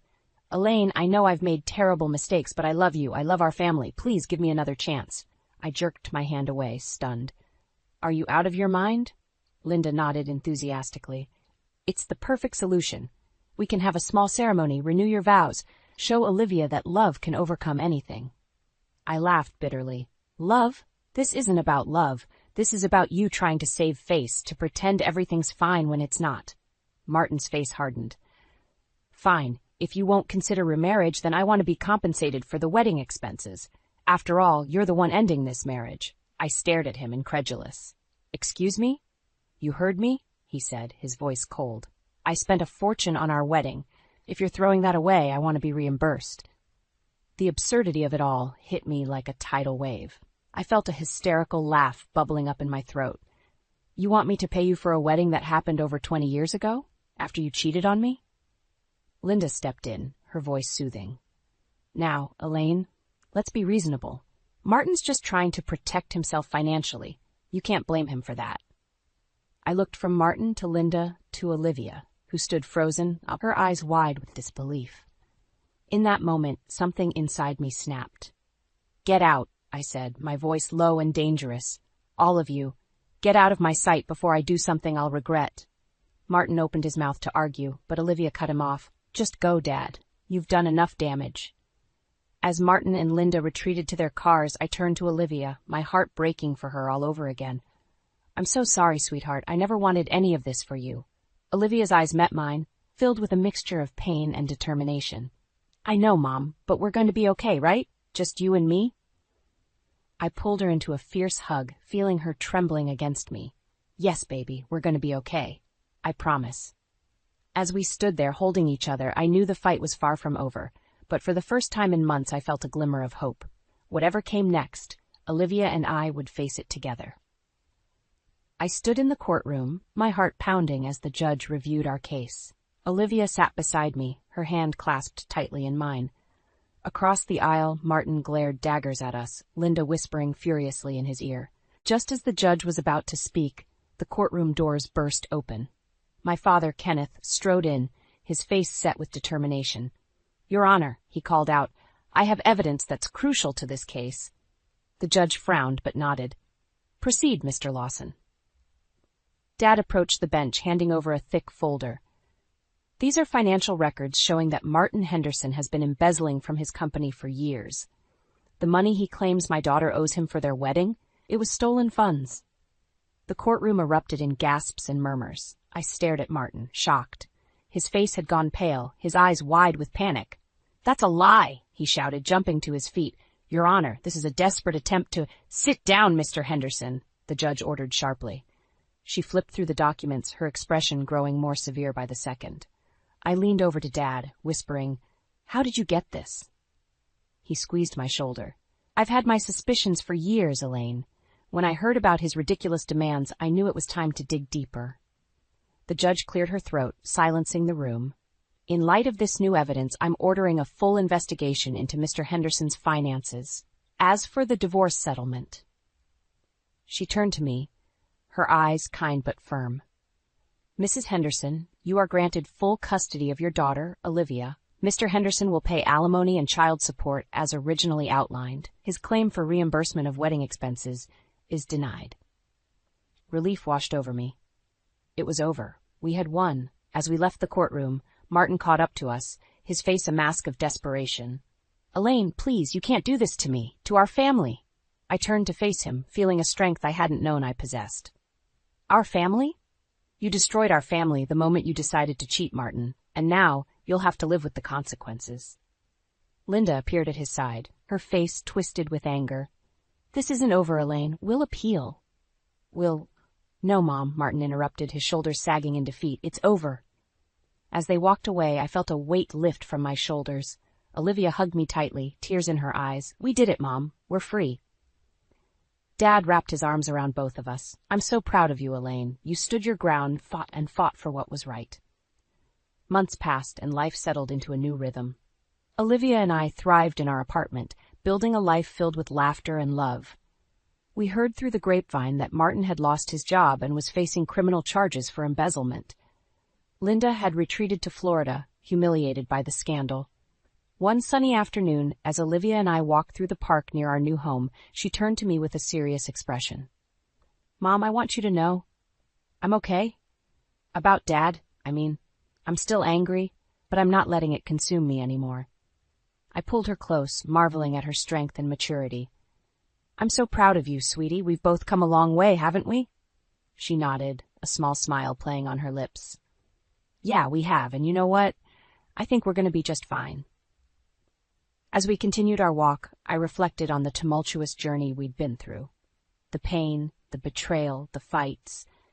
They had all led us here, to this moment of peace and understanding. I thought about the woman I was when this all began.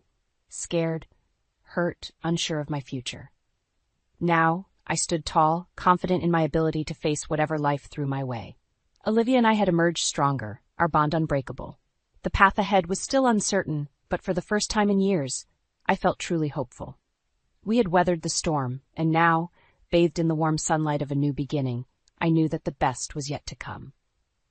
As we rounded the corner towards home, I squeezed Olivia's hand, feeling a surge of love and gratitude.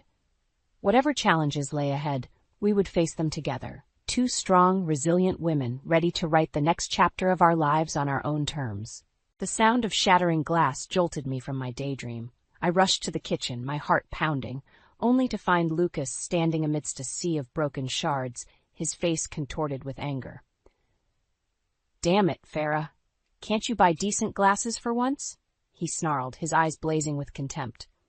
I bit my lip, fighting back the urge to remind him that those were the expensive crystal glasses his mother had given us for our wedding. Instead, I grabbed the broom and dustpan, my hands trembling slightly as I began to sweep up the mess. I'm sorry, honey. I'll order new ones tomorrow, I said, trying to keep my voice steady. Lucas scoffed, stepping over the glass fragments as if they were beneath his notice. Don't bother. I'll take care of it myself. God knows you can't be trusted with anything important. His words stung, but I swallowed the hurt. This wasn't the man I'd married 10 years ago. Something had changed, and I couldn't quite put my finger on what it was. As I finished cleaning up, I heard the front door open and close. Sophia, our 8-year-old daughter, burst into the kitchen, her backpack bouncing against her small frame. Mommy, Daddy, I got an A on my science project, she exclaimed, her face beaming with pride. I forced a smile, pushing aside my troubled thoughts. That's wonderful, sweetheart. I'm so proud of you. Lucas barely glanced up from his phone. That's nice, princess. Now go wash up for dinner. Sophia's smile faltered for a moment, but she nodded and scampered off to the bathroom. I watched her go, a familiar ache settling in my chest. When had Lucas become so dismissive of our daughter's achievements? As I started preparing dinner, my phone buzzed with a text from my mother, Olivia. How are things, dear? Still coming over this weekend to help with the bakery inventory? I smiled, grateful for the distraction. The family bakery had been our pride and joy for generations, and even though Lucas sneered at it, I couldn't imagine my life without it. Of course, Mom. Wouldn't miss it for the world, I typed back. Just then, Lucas strode into the kitchen, his suit jacket slung over his shoulder. I'm heading out, don't wait up. I frowned, setting down the knife I'd been using to chop vegetables. But it's Tuesday. We always have family dinner on Tuesdays. He rolled his eyes, already halfway out the door. Some of us have real jobs, Farah. I can't waste time playing house. The door slammed shut behind him, leaving me standing alone in the suddenly too quiet kitchen. I leaned against the counter, trying to steady my breathing. This wasn't the first time Lucas had blown off our family commitments, but something about tonight felt different. As I resumed cooking, my mind wandered to the past few months. Lucas's late nights at the office? The hushed phone calls, the way he always seemed to smell of unfamiliar perfume. A nagging suspicion had been growing in the back of my mind, but I'd been too afraid to confront it. Later that night, after tucking Sophia into bed, I found myself drawn to Lucas's home office. I knew I shouldn't snoop, but the need for answers overwhelmed my better judgment. As I rifled through his desk drawers, my hand brushed against something smooth and glossy. With trembling fingers, I pulled out a stack of photographs. My breath caught in my throat as I flipped through them, each image a dagger to my heart. There was Lucas, arm in arm with a stunning blonde woman, laughing and kissing in various romantic settings. The last photo slipped from my numb fingers, floating to the floor like a fallen leaf. As I bent to pick it up, I noticed something scrawled on the back in unfamiliar handwriting. To my darling Elle, can't wait for our next adventure. All my love, Cassandra. The world seemed to tilt on its axis as the truth I'd been avoiding for months finally crashed down around me. My husband, the father of my child, was having an affair. The morning after my devastating discovery, I stumbled through our usual routine in a daze. As I poured cereal for Sophia, Lucas sauntered into the kitchen, looking infuriatingly composed. "Daddy, can you come to my dance recital next week?" Sophia asked, her eyes bright with hope. Lucas barely glanced up from his phone. "Sorry, Princess, Daddy's got an important business trip." I couldn't hold my tongue any longer. "Really, Lucas? Another business trip with Cassandra?" His head snapped up, eyes narrowing. "What did you say?" "You heard me," I replied, my voice steadier than I felt. "I know about the affair." Lucas's face contorted with rage. "You've been snooping through my things? Mommy? Daddy? What's going on?" Sophia's small voice quivered. I forced a smile. "Nothing, sweetie. Finish your breakfast and get ready for school." As soon as Sophia left for the bus, Lucas unleashed his fury. "You think you're so clever, don't you? Digging through my private stuff like some desperate housewife." "I'm not the one cheating, Lucas," I shot back. He sneered. "Maybe if you weren't so caught up in that pathetic little bakery of yours, I wouldn't have to look elsewhere for companionship." His words cut deep, but I refused to let him see how much they hurt. "That pathetic little bakery has been in my family for generations. It's part of who I am." "Well, maybe it's time you grew up and got a real job," he spat, "instead of playing with flour and sugar all day like a child." I felt my anger rising. "That bakery puts food on our table and clothes on Sophia's back. How dare you belittle it?" Lucas laughed coldly. "Please, my salary is what keeps this family afloat. Your little hobby barely covers the cost of ingredients." Before I could respond, his phone buzzed. He glanced at it, a smirk playing on his lips. "I've got to go. Some of us have actual work to do." As he stormed out, I sank into a chair, my head in my hands. How had we come to this? Later that afternoon, I threw myself into work at the bakery, trying to lose myself in the familiar rhythms of kneading dough and decorating cakes. My mother, Olivia, noticed my distraction. "Farah, honey, what's wrong?" she asked, her forehead creased with concern. I hesitated, then spilled everything. The affair, Lucas's cruel words, my fears for the future. Olivia listened, her face growing stormy. "That no-good son of a," she began, then caught herself. "I'm so sorry, sweetheart. You don't deserve any of this." I wiped away a stray tear. "I just don't know what to do, Mom. For Sophia's sake, I want to make it work, but nothing," Olivia interrupted firmly. "You can't let him treat you this way. You're stronger than that." Just then, the bell above the door chimed. Sophia burst in, followed by Lucas, who wore an expression of exaggerated patience. "Mommy, Daddy's taking me for ice cream," Sophia exclaimed. I raised an eyebrow at Lucas. "Oh, I thought you had actual work to do." He shrugged, a smug smile on his face. "I made time for my little girl, unlike some people who are always stuck in this dump."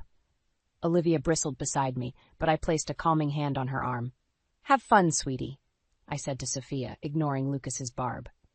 As they left, I caught Lucas whispering to Sophia, "See, Princess, this is why Daddy has to work so hard, so you don't end up stuck in a place like this."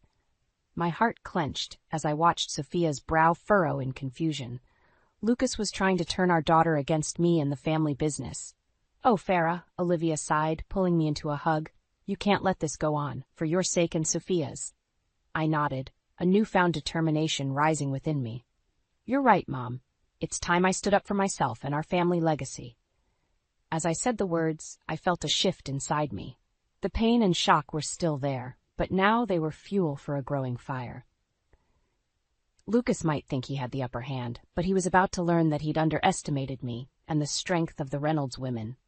The next morning, I woke up determined to face whatever challenges lay ahead. As I walked into the kitchen, I found Lucas hunched over his laptop, muttering angrily to himself. "Everything all right?" I asked, keeping my voice neutral. He glared at me. "Not that you'd care, but I'm having issues at work. Not that you'd understand, given your occupation." I bit back a retort, focusing instead on making Sophia's lunch. As I spread peanut butter on bread, I noticed Lucas watching me with an odd expression. "What?" I asked, suddenly self-conscious. He shook his head. "Nothing, just wondering how you can be content with this." He gestured vaguely around the kitchen. "Don't you want more from life?" His words stung, but I refused to let it show. "I have everything I need right here, Lucas. My family, our daughter, the bakery." "That damn bakery again," he interrupted, slamming his laptop shut. "When are you going to realize it's holding you back, holding us all back?" Before I could respond, Sophia bounded into the kitchen, her backpack bouncing. "Morning, Mommy." "Morning, Daddy." Lucas's demeanor changed instantly, his face softening as he turned to our daughter. "Morning, Princess. Ready for school?" As Sophia chattered about her upcoming day, I couldn't help but notice the stark contrast between Lucas's treatment of her and his attitude towards me. It was as if he was two different people. After dropping Sophia off at school, I headed to the bakery, my mind whirling with conflicting emotions. As I walked in, the familiar scent of freshly baked bread enveloped me, instantly calming my nerves. "Morning, Farah," called Mason, our delivery driver and longtime family friend. "Got a big order coming in today for the Children's Hospital fundraiser." I smiled, grateful for the distraction. "Thanks, Mason. I'll get started on it right away." As I lost myself in the rhythm of measuring, mixing, and kneading, I found my thoughts drifting back to Lucas. Despite his cruel words and actions, I couldn't shake the feeling that something deeper was troubling him. Hours later, as I was putting the finishing touches on a batch of cupcakes, my phone buzzed with a text from Lucas. "Working late. Don't wait up." I sighed, unsurprised but still disappointed. As I showed Mason where to load the boxes for delivery, an idea struck me. "Hey, Mason," I called out. "You've known Lucas for a while, right? Have you noticed anything different about him lately?" Mason hesitated, his usually cheerful face clouding over. "Well, now that you mention it, I did see him at that new fancy bar downtown last week. He seemed pretty worked up about something." My heart sank. Was he alone? Mason's uncomfortable silence was answer enough. I thanked him and retreated to the back office, fighting back tears. As I sat at my desk, surrounded by invoices and order forms, a strange calm settled over me. For the first time, I saw Lucas's behavior for what it truly was. Not just cruelty or dissatisfaction, but a deep-seated insecurity.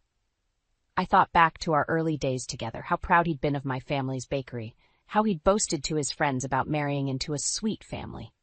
When had that pride turned to resentment? A memory surfaced. Lucas's father, a stern businessman, sneering at our wedding cake. "Cute," he'd said, his voice dripping with disdain. "But when are you going to get a real job, son?" Suddenly, Lucas's recent behavior began to make a twisted kind of sense. His father's disapproval, the pressure to climb the corporate ladder, the constant comparisons to his more successful colleagues, it all added up to a man desperately trying to prove his worth.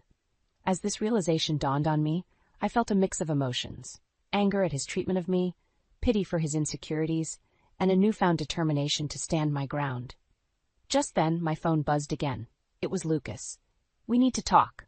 Meet me at the house in an hour." My heart raced as I read the message. Something in his tone felt different, urgent.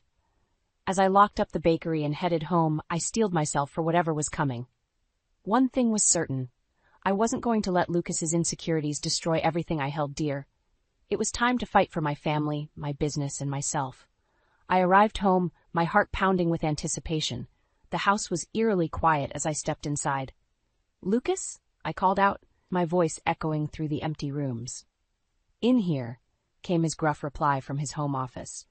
I found him hunched over his desk, surrounded by stacks of papers. He barely looked up as I entered.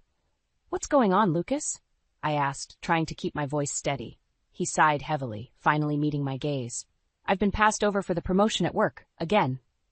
For a moment, I felt a twinge of sympathy.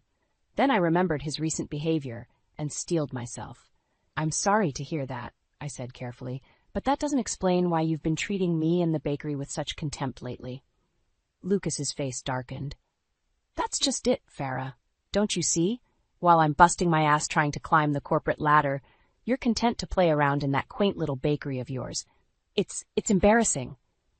His words hit me like a slap in the face.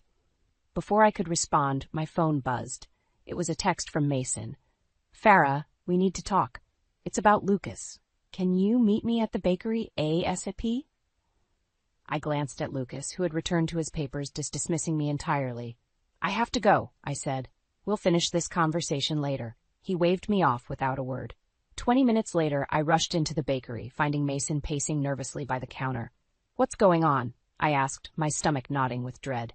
Mason's face was grim as he handed me a folder. "I overheard something at the bar last night. Lucas was there, bragging to some guys about how he was going to take care of the bakery problem once and for all." My hands shook as I opened the folder. Inside were copies of emails, all from Lucas's work account, detailing a plan to sabotage our upcoming contract with Sweetheart's Children's Hospital, our biggest client to date. "He's been spreading rumors about food safety violations," Mason explained, his voice tight with anger. "He's trying to get the hospital to cancel their order and blacklist us." I sank into a nearby chair, my mind reeling. But why? Why would he do this? Mason's expression softened. "From what I gathered, if he succeeds in tanking your business, he'll get that promotion he's been after. Something about proving his business acumen by eliminating local competition." Tears stung my eyes as the full weight of Lucas's betrayal hit me.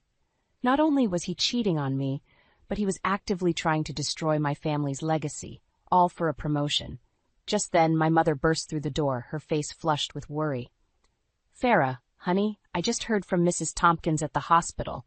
They're considering canceling our contract due to some rumors about—" She stopped short when she saw my face. "Oh, Sweetheart? You know, don't you?" I nodded, unable to speak through the lump in my throat. Olivia wrapped her arms around me, holding me close as I finally let the tears fall. After a few moments, I pulled away, wiping my eyes. "What are we going to do, Mom? If we lose this contract, the bakery might not survive." Olivia's eyes flashed with determination. "We're going to fight, that's what. No son-in-law of mine is going to destroy what this family has built over generations." Mason nodded in agreement. "I'm with you, Farah. We'll gather evidence that'll clear our name with the hospital and expose Lucas for the snake he is." As I looked between my mother and Mason, I felt a surge of gratitude for their unwavering support. But beneath that, a fierce anger began to burn. Lucas had underestimated me, thinking I'd roll over and let him destroy everything I loved. Well, he was about to learn just how wrong he was. "Okay," I said, standing up straight and squaring my shoulders. "Let's do this. It's time to show Lucas that he messed with the wrong family." As we began to formulate our plan, I realized that this wasn't just about saving the bakery anymore. It was about standing up for myself, my family, and everything we believed in. Lucas had started this war, but I was damn well going to finish it. The next morning, I woke up with a renewed sense of purpose. As I walked into the bakery, Olivia was already there, poring over documents spread across the counter. "Morning, honey," she said, looking up. "I've been thinking about our situation with Lucas. We need a plan." I nodded, pouring myself a cup of coffee. "I know, Mom, but where do we even start?" Just then, Mason burst through the door, his face flushed with excitement. "I think I've got something," he said, waving a stack of papers. "Remember those emails I showed you? Well, I did some digging, and it turns out Lucas has been using company resources to orchestrate this whole scheme." My heart raced as I scanned the documents Mason had brought. There, in black and white, was evidence of Lucas's betrayal, not just of me and our family, but of his own company. "This is it," I breathed. "This is how we stop him." Olivia's eyes gleamed with determination. We need to act fast. If we can prove Lucas has been misusing company resources, we might be able to discredit him before he can do any more damage to the bakery. As we huddled together, formulating our plan, the bakery phone rang. I answered it, my stomach dropping as I recognized the voice on the other end. Mrs. Reynolds? This is Dr. Simmons from Sweethearts Children's Hospital. We need to discuss some concerns that have been brought to our attention regarding your bakery. I swallowed hard, fighting to keep my voice steady. Of course, Dr. Simmons, what seems to be the problem? As she detailed the false allegations Lucas had spread, I felt a mix of anger and desperation rising within me. This contract was everything to us. Losing it could mean the end of the bakery. After assuring Dr. Simmons that we would address her concerns immediately, I hung up and turned to face my mother and Mason.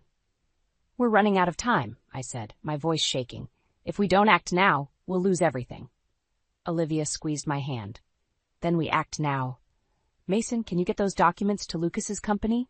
Mason nodded. I've got a contact in their HR department. I'll make sure they see this today. As Mason left on his mission, Olivia turned to me, her eyes serious. Farrah, honey, there's something else we need to discuss. Sophia? My heart clenched at the mention of my daughter's name. In all the chaos, I'd almost forgotten how this would affect her. What about her? I asked, dreading the answer. Olivia sighed. If we go through with this, if we expose Lucas, it's going to change everything. Are you prepared for what that might mean for Sophia? The weight of her words hit me like a ton of bricks. I sank into a nearby chair, my mind reeling. On one hand, exposing Lucas's deceit could save our family business and protect us from further harm. On the other, it would undoubtedly shatter Sophia's world. As if on cue, my phone buzzed with a text from Lucas. Picking up Sophia from school, taking her for ice cream to celebrate my big news. Don't wait up. My blood boiled as I read his message. Even now, he was using our daughter as a pawn in his game. In that moment, something inside me snapped. I stood up, my resolve hardening. We're doing this, I said, my voice firm. For Sophia, for the bakery, for everything our family has built. Lucas doesn't get to destroy all of that just because he's insecure about his own failures. Olivia nodded, a proud smile on her face. That's my girl, so what's our next move? I took a deep breath, steeling myself for what was to come. We gather every piece of evidence we have, emails, financial records, witness statements, everything. Then, we present it all to Lucas's company and the hospital. We show them who he really is and what he's been doing. As I spoke, I felt a strange mix of fear and exhilaration. This was it, the point of no return. Whatever happened next would change our lives forever. And Sophia? Olivia asked gently. I closed my eyes for a moment, my heart aching for my little girl. We'll protect her as best we can, but she deserves to grow up seeing what real strength and integrity look like. And that starts with us standing up to Lucas. With our course set, we threw ourselves into action. As I gathered documents and made calls, I couldn't help but think about Lucas, wondering if he had any idea of the storm that was about to hit him. One thing was certain. He was about to learn that underestimating me was the biggest mistake he'd ever made. The next morning dawned with an air of anticipation. I arrived at the bakery early, my nerves on edge as I waited for news from Mason. Olivia was already there, her face etched with worry. Any word yet? I asked, my voice barely above a whisper. She shook her head. Nothing, but Mason said he'd call as soon as he heard anything. As if on cue, my phone buzzed. It was Mason. It's done, he said, his voice tight with excitement. Lucas's company has the evidence. They're calling him in for a meeting right now. My heart raced as I relayed the news to Olivia. This was it, the moment of truth. Hours ticked by agonizingly slowly as we waited for more information. I threw myself into work, desperately trying to distract myself from the knot of anxiety in my stomach. Just after lunch, the bakery door flew open. Lucas stormed in, his face contorted with rage. You! He snarled, pointing an accusing finger at me. You did this. I stood my ground, meeting his gaze steadily. Did what, Lucas? Tell the truth? He lunged forward, slamming his fists on the counter. They demoted me, took away my bonus, my office, everything, and it's all your fault. Olivia stepped between us, her voice cold. I think you'll find it's your own fault, Lucas. You made your choices. Lucas's eyes darted between us, realization dawning on his face. You knew about everything. "We know about the affair, Lucas," I said, my voice stronger than I felt, "and about your plan to sabotage our business. It's over." For a moment, Lucas seemed to deflate. Then his face hardened. "You think you've won? This isn't over. I'll make sure you lose everything, the bakery, Sophia, all of it." As he stormed out, the bell above the door jangling violently, I felt a strange mix of relief and dread wash over me. Olivia squeezed my hand. "You did it, honey. You stood up to him." But our moment of victory was short-lived. My phone rang. It was Dr. Simmons from the hospital.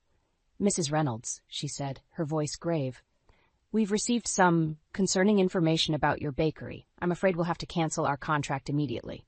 My world seemed to tilt on its axis. But we addressed all your concerns. We proved those allegations were false." "I'm sorry," Dr. Simmons replied, "but we can't risk any negative publicity. It's out of my hands." As I hung up, tears stinging my eyes, Mason burst through the door. "Farah, you need to see this." He held up his phone, showing me a local news website. There, in bold letters, was the headline, "Local Bakery Embroiled in Food Safety Scandal." "It's everywhere," Mason said, his voice tight. "Social media, news sites, Lucas must have had this ready to go as a backup plan." I sank into a chair, my head spinning. We'd exposed Lucas's deceit, but at what cost? Our reputation was in tatters, our biggest contract lost. How could we possibly recover from this? As if things couldn't get worse, my phone buzzed with a text from Sophia's school. "Mrs. Reynolds, please come immediately. There's been an incident involving your daughter." Panic gripped me as I grabbed my keys. What had Lucas done now? Olivia caught my arm as I rushed past. "Farah, wait. Whatever happens, remember, you're stronger than you know. We'll get through this together." I nodded, trying to draw strength from her words. As I drove to Sophia's school, my mind raced. Lucas had thrown everything he had at us, and for a moment it seemed like he might win. But as I pulled into the school parking lot, a newfound determination welled up inside me. This wasn't just about me anymore. It was about Sophia, about our family legacy, about standing up to bullies like Lucas. I took a deep breath, steeling myself for whatever came next. Lucas might think he'd won this round, but I was far from defeated. The real fight was just beginning. And I was ready for it. I burst through the school doors, my heart pounding. The principal's secretary ushered me into the office, where I found Sophia sitting quietly, her eyes red and puffy. "Mrs. Reynolds," the principal began, her face grave, "there's been an incident. Sophia got into an altercation with another student." I knelt beside my daughter, gently taking her hand. "Sweetie, what happened?" Sophia's lip quivered. "Tommy said our bakery makes people sick. He said Daddy told his dad so. I pushed him." My blood ran cold. Lucas had stooped so low as to use our daughter in his vendetta against me. "I'm so sorry," I said to the principal. "We're going through a difficult time at home. It won't happen again." As we left the school, my phone buzzed incessantly with calls from worried customers and friends. The damage Lucas had done was spreading like wildfire. Back at the bakery, Olivia and Mason were fielding a barrage of calls and social media messages. The atmosphere was tense, bordering on panic. "Farah," Mason said, his voice strained, "we're losing customers by the minute. If this keeps up..." I nodded, understanding the unspoken implication. Our bakery, our legacy, was on the brink of collapse. Just then, the bell above the door chimed. Lucas sauntered in, a smug smile on his face. "Well, well," he drawled, "quite the busy day you're having." Rage boiled inside me. "How dare you," I hissed. "How dare you use our daughter in your sick game?" Lucas's smile faltered for a moment. "I don't know what you're talking about." "Cut the act, Lucas," I snapped. "I know everything. The affair, the sabotage, all of it. And now this. Turning our community against us? Using Sophia?" For a moment, Lucas looked taken aback. Then his face hardened. "You brought this on yourself, Farah. If you'd just given up this pathetic little bakery like I asked..." "Enough," I shouted, surprising even myself with the force of my voice. "I've had enough of your lies, your manipulation, your cruelty." I stormed to the back office, yanking open a drawer. When I returned, I slapped a thick envelope on the counter between us. "What's this?" Lucas asked, eyeing it warily. "Divorce papers," I said, my voice steady despite my racing heart. "I want you out of our lives, Lucas. For good."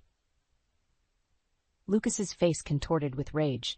He lunged forward, grabbing my wrist. "You can't do this to me," he snarled. Suddenly, Mason was there, pulling Lucas away. "That's enough, man. It's over. As Mason escorted a fuming Lucas out, I turned to find Sophia standing in the doorway, her eyes wide with fear and confusion. "Mom?" she whispered. "Are you and Daddy getting divorced?" My heart shattered. This was the moment I'd been dreading. The moment where I had to shatter my daughter's world to save our future. I knelt down, pulling her into a tight hug. "Oh, sweetheart, I'm so sorry. Sometimes grown-ups can't stay together, even if they both love their children very much."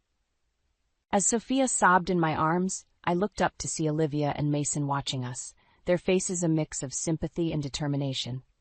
"What do we do now?" Mason asked quietly. I took a deep breath, steeling myself. "We fight back. We tell our side of the story. We show this community who we really are." Olivia nodded, a fierce pride in her eyes. "That's my girl. We're Reynolds women. We don't give up." As I held my daughter close, comforting her through her tears, I felt a strange sense of calm settle over me. The road ahead would be difficult, filled with legal battles, rebuilding our reputation, and helping Sophia navigate this new reality. But for the first time in years, I felt truly free. Free from Lucas's manipulation, free from the constant fear and doubt. Whatever came next, I knew I had the strength to face it. I looked around at my family, not just Sophia and Olivia, but Mason too, who had stood by us through everything. This was what mattered. This was worth fighting for. "All right," I said, my voice stronger than I felt. "Let's get to work. We have a bakery to save and a future to build." As we began to plan our next moves, I realized that this wasn't just about saving the bakery anymore. It was about reclaiming our lives, our dignity, and our right to happiness. Lucas had tried to break us, but he'd only made us stronger. The real battle was just beginning, and I was ready for it. 6 months after I handed Lucas those divorce papers, I stood in the newly expanded Reynolds family bakery, marveling at how much had changed. The aroma of fresh bread and sweet pastries filled the air, a comforting reminder of our resilience.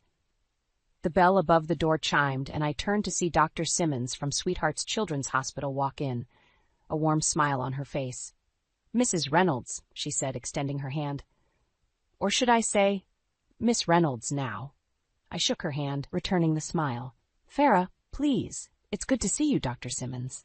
She looked around approvingly. "I must say I'm impressed. After everything that happened, to see you not just recover, but thrive, it's remarkable."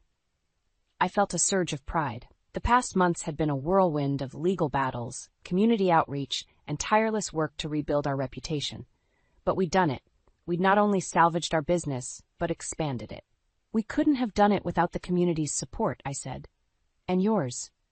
Renewing our contract meant everything to us. Dr. Simmons nodded. "Well, when the truth came out about your ex-husband's deception, it was the least we could do. Those children love your treats too much for us to let a few lies get in the way." As if on cue, Sophia burst through the door, her face flushed with excitement. "Mom, Grandma, guess what? I got the lead in the school play." I scooped her up in a hug, my heart swelling with love and pride. "That's wonderful, sweetheart. I'm so proud of you." As I set her down, I caught sight of Lucas's parents entering the bakery. Despite everything that had happened with Lucas, they had remained a constant, loving presence in Sophia's life. I was grateful for that, for Sophia's sake. "Go say hi to Nana and Papa," I told Sophia, watching as she ran to embrace them. Olivia appeared at my side, wiping flour from her hands onto her apron. "Look at her," she said softly. "She's flourishing, Farah. You both are." I nodded, feeling a lump form in my throat. The journey hadn't been easy, but seeing Sophia happy and thriving made it all worth it. Just then Mason walked in, a newspaper tucked under his arm. "Have you seen this?" he asked, handing it to me. The headline read, "Local man arrested for corporate espionage and fraud." Below was a photo of Lucas being led away in handcuffs. I skimmed the article, my hands shaking slightly. Lucas's attempts to sabotage our business had led to a wider investigation, uncovering years of fraudulent activities at his company. He was facing serious jail time. "Are you okay?" Mason asked, his voice laced with concern. I took a deep breath, surprised to find that I felt relieved. "I am," I said, realizing it was true. "It's over, really over." As I looked around the bakery, at Sophia laughing with her grandparents, at Olivia chatting with regular customers, at Mason's supportive presence beside me, I felt a profound sense of peace wash over me. This was my family. This was my legacy. and I had fought tooth and nail to protect it. "You know," I said to Mason, "I used to think strength meant never showing weakness, never asking for help, but now I realize true strength is in vulnerability, in leaning on others when you need to, and in standing up for what's right, no matter the cost." Mason squeezed my shoulder. "You're the strongest person I know, Farah." As the day wound down and we closed up shop, I found myself alone in the bakery. I ran my hand along the smooth countertop, thinking of all the generations of Reynolds women who had stood in this very spot. I thought of the challenges we'd faced, the battles we'd won, and the bright future ahead of us. I thought of Sophia and the example I hoped I was setting for her. And for the first time in a long time, I felt truly, completely at peace. Whatever life threw at us next, I knew we could handle it. Because we were Reynolds women. And Reynolds women don't break. We rise. With a smile on my face and hope in my heart, I turned off the lights and stepped out into the cool evening air, ready to embrace whatever tomorrow might bring. The letter trembled in my hands, its crisp edges a stark contrast to the turmoil it unleashed within me. I read it again, hoping the words would somehow rearrange themselves into a less disruptive message. They didn't. "Jenny, what's wrong?" Paul's voice cut through my daze. I looked up to see my husband's concerned face, his brow furrowed as he took in my expression. I swallowed hard. "It's about your mother, Paul. She's been evicted. She's homeless." Paul's face hardened instantly, a mix of anger and something else. Guilt, perhaps, flashing across his features. "What? How's that even possible? She's always been so particular about her finances." I handed him the letter, watching as he scanned its contents. His jaw clenched tighter with each line. "Well," he said finally, tossing the letter onto the kitchen counter, "I suppose she's made her bed. Now she can lie in it." "Paul," I began, my voice gentle but firm, "she's your mother. We can't just—" "Can't we?" he interrupted, his tone sharp. "After everything she's done? The years of neglect, the criticism, the—" "Mommy? Daddy?" Our daughter's small voice drifted down the stairs. "Why are you yelling?" Paul's expression softened immediately. "It's nothing, sweetheart. Go back to bed." I waited until I heard her door close before continuing. "I know your relationship with Mildred is complicated, but she's family, Paul. We can't leave her on the streets." He ran a hand through his hair, frustration evident in every movement. "What are you suggesting, Jenny? That we invite her to live with us? Because I can tell you right now, that's not happening." I took a deep breath, steeling myself for the words I knew I had to say. "Actually, that's exactly what I'm suggesting."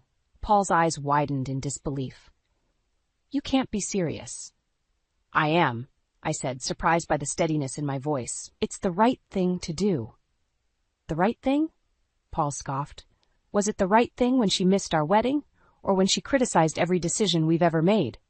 I reached out, taking his hand in mine. "I know it's not ideal, but she's still your mother, Paul, and right now, she needs us." He pulled away, pacing the kitchen. "You don't know her like I do, Jenny. She'll take advantage of your kindness. She always does." "Then we'll set boundaries," I insisted. "We'll make it clear that this is temporary, that there are rules she needs to follow." Paul stopped, leaning against the counter. For a long moment he said nothing, just stared at the discarded letter. Finally he sighed. "I can't believe I'm even considering this." I moved closer, wrapping my arms around him. "We'll get through it together. I promise." He hugged me back, his embrace tight. "You're too good for this family, you know that?" I laughed softly. "I'm just doing what any decent person would do." As we stood there in our kitchen, the weight of our decision settling around us, I couldn't shake the feeling that we were about to invite a storm into our home. But I pushed the thought aside. This was the right thing to do. It had to be. Little did I know as I drifted off to sleep that night that my act of compassion would soon become the greatest test our family had ever faced, and that the woman I was trying to save would become the very threat I needed saving from. The day Mildred arrived, our house seemed to shrink. I stood in the doorway, watching Paul help his mother up the front steps, her frail form leaning heavily on his arm. My daughter, Emily, peeked out from behind me, her eyes wide with curiosity. "Welcome, Mildred," I said, forcing a smile. "We're glad you're here." Mildred's gaze swept over me, then settled on Emily. "Well, aren't you a pretty little thing?" she cooed, her voice syrupy sweet. "Come give your grandma a hug." Emily hesitated, looking up at me. I nodded encouragingly, even as a knot formed in my stomach. As Emily stepped forward, Mildred enveloped her in a tight embrace. "My, you're awfully thin," Mildred remarked, her eyes darting to me. "Don't they feed you, child?" I felt my cheeks flush. "Emily eats just fine, Mildred. She's perfectly healthy." Paul cleared his throat. "Let's get you settled, Mom. Jenny's prepared the guest room for you." As they disappeared upstairs, I retreated to the kitchen, busying myself with dinner preparations. The sound of Mildred's laughter drifted down, mingling with Emily's excited chatter. I tried to focus on the vegetables I was chopping, but my mind kept wandering to the changes this new arrangement would bring. Later that evening, after Emily was tucked in bed, the three of us sat in the living room. An uncomfortable silence stretched between us. "I can't thank you both enough," Mildred finally said, her eyes glistening. "I know I haven't been the best mother, Paul, or the best mother-in-law, Jenny. But I want you to know how truly sorry I am for my past behavior." Paul shifted in his seat. "Mom, we don't need to." "No, please," Mildred interrupted. "Let me say this. I've made so many mistakes, pushed away the people I love most, but being here, seeing your beautiful family, it's made me realize what truly matters." I felt a flicker of hope. Maybe this could work after all. "We're happy to help, Mildred. Family is important." Mildred reached out, clasping my hand. "You're an angel, Jenny. I don't deserve such kindness." The next morning, I woke early to prepare breakfast before work. To my surprise, Mildred was already in the kitchen, a stack of pancakes on the table. "Oh, good morning," I said, startled. "You didn't have to do this." Mildred waved her hand dismissively. "Nonsense. It's the least I can do. Besides, I noticed you didn't have any real maple syrup, so I used some honey I found. Much healthier for Emily, don't you think?" I bit back a retort about Emily's carefully planned diet. "That's thoughtful of you." As we ate, Mildred regaled us with stories from Paul's childhood. It was nice seeing Paul laugh at the memories, but I couldn't shake the feeling that something was off. That afternoon, I returned from work to find the house spotless. Mildred beamed at me from the couch where she sat folding laundry. "I hope you don't mind," she said. "I just wanted to help out." "Not at all," I replied, even as I noticed my favorite blouse, now shrunken and misshapen. "Thank you." Days passed, and Mildred's presence became increasingly noticeable. She rearranged the kitchen cabinets for better efficiency. She suggested improvements to Emily's bedtime routine. She even offered to update our family budget. Each change was small, each suggestion seemingly well-intentioned, but together they felt like a slow erosion of the life Paul and I had built. One evening, as I prepared dinner, Mildred hovered nearby. "You know, dear," she began, her tone casual, "I've always found that a pinch of nutmeg really elevates a pasta sauce." I gripped the spoon tighter. "This is how Paul likes it." "Oh, of course," Mildred said, patting my arm. "I'm sure you know best. It's just, well, Paul always loved my cooking growing up, but I'm sure your way is fine." As I stirred the sauce, I caught my reflection in the window. The woman staring back looked tired, frustrated, and increasingly unsure of herself. I wondered how long I could keep up this balancing act before something or someone snapped. The sound of shattering glass jolted me awake. I bolted upright, heart pounding, to find Mildred standing in the doorway of our bedroom, a broken picture frame at her feet. "Oh, I'm so sorry," she simpered, not sounding sorry at all. "I was just dusting, and it slipped." I glanced at the clock, 5:30 a.m. "Mildred, what are you doing up so early?" She bent to pick up the shards, skiing. "Well, someone has to keep this house in order. Lord knows you don't have the time, what with your career and all." Paul stirred beside me. "What's going on?" "It's nothing, dear," Mildred cooed. "Go back to sleep. Jenny and I were just discussing her unique approach to housekeeping." I bit my tongue, forcing a smile. "I've got this, Mildred. Why don't you go start breakfast?" As she left, I examined the broken frame. It was our wedding photo. The day unraveled from there. At breakfast, Mildred accidentally spilled coffee on my work blouse. Then she questioned my decision to let Emily wear shorts to school. "It's supposed to be 80 degrees today," I explained, exasperated. Mildred raised an eyebrow. "In my day, young ladies dressed modestly, but I suppose times have changed." Paul, engrossed in his newspaper, seemed oblivious to the tension. At work, I couldn't focus. My phone buzzed incessantly with texts from Mildred, each one a thinly veiled criticism. By lunchtime, I was a bundle of nerves. "Jenny, My colleague Sarah touched my arm. "Are you okay? You seem off." I forced a laugh. "Just family stuff, nothing I can't handle." But as the day wore on, I wasn't so sure. Arriving home, I found the house in chaos. Emily was watching TV, homework forgotten, dishes piled in the sink, and Mildred, she sat in my favorite chair, flipping through our family photo album. "Oh, Jenny," she said, not looking up, "I'm glad you're home. I was just thinking how lovely it would be to redecorate. This room is so dated." I took a deep breath. "Mildred, where's Paul?" "He called to say he'd be late, some work emergency." She waved her hand dismissively. Men and their careers, always so important. The implication hung in the air. I busied myself with the dishes, trying to ignore the growing knot in my stomach. "Mommy?" Emily tugged at my sleeve. "Can we have pizza for dinner?" Before I could answer, Mildred chimed in.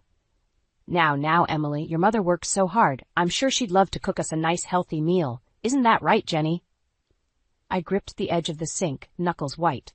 "Actually, pizza sounds great. Why don't you order, Mildred? My treat." Mildred's eyes narrowed. "Well, if you insist on feeding your child junk food." That night, after Emily was in bed, I found myself alone with Mildred. Paul was still at work. "Jenny, dear," Mildred began, her voice sickly sweet.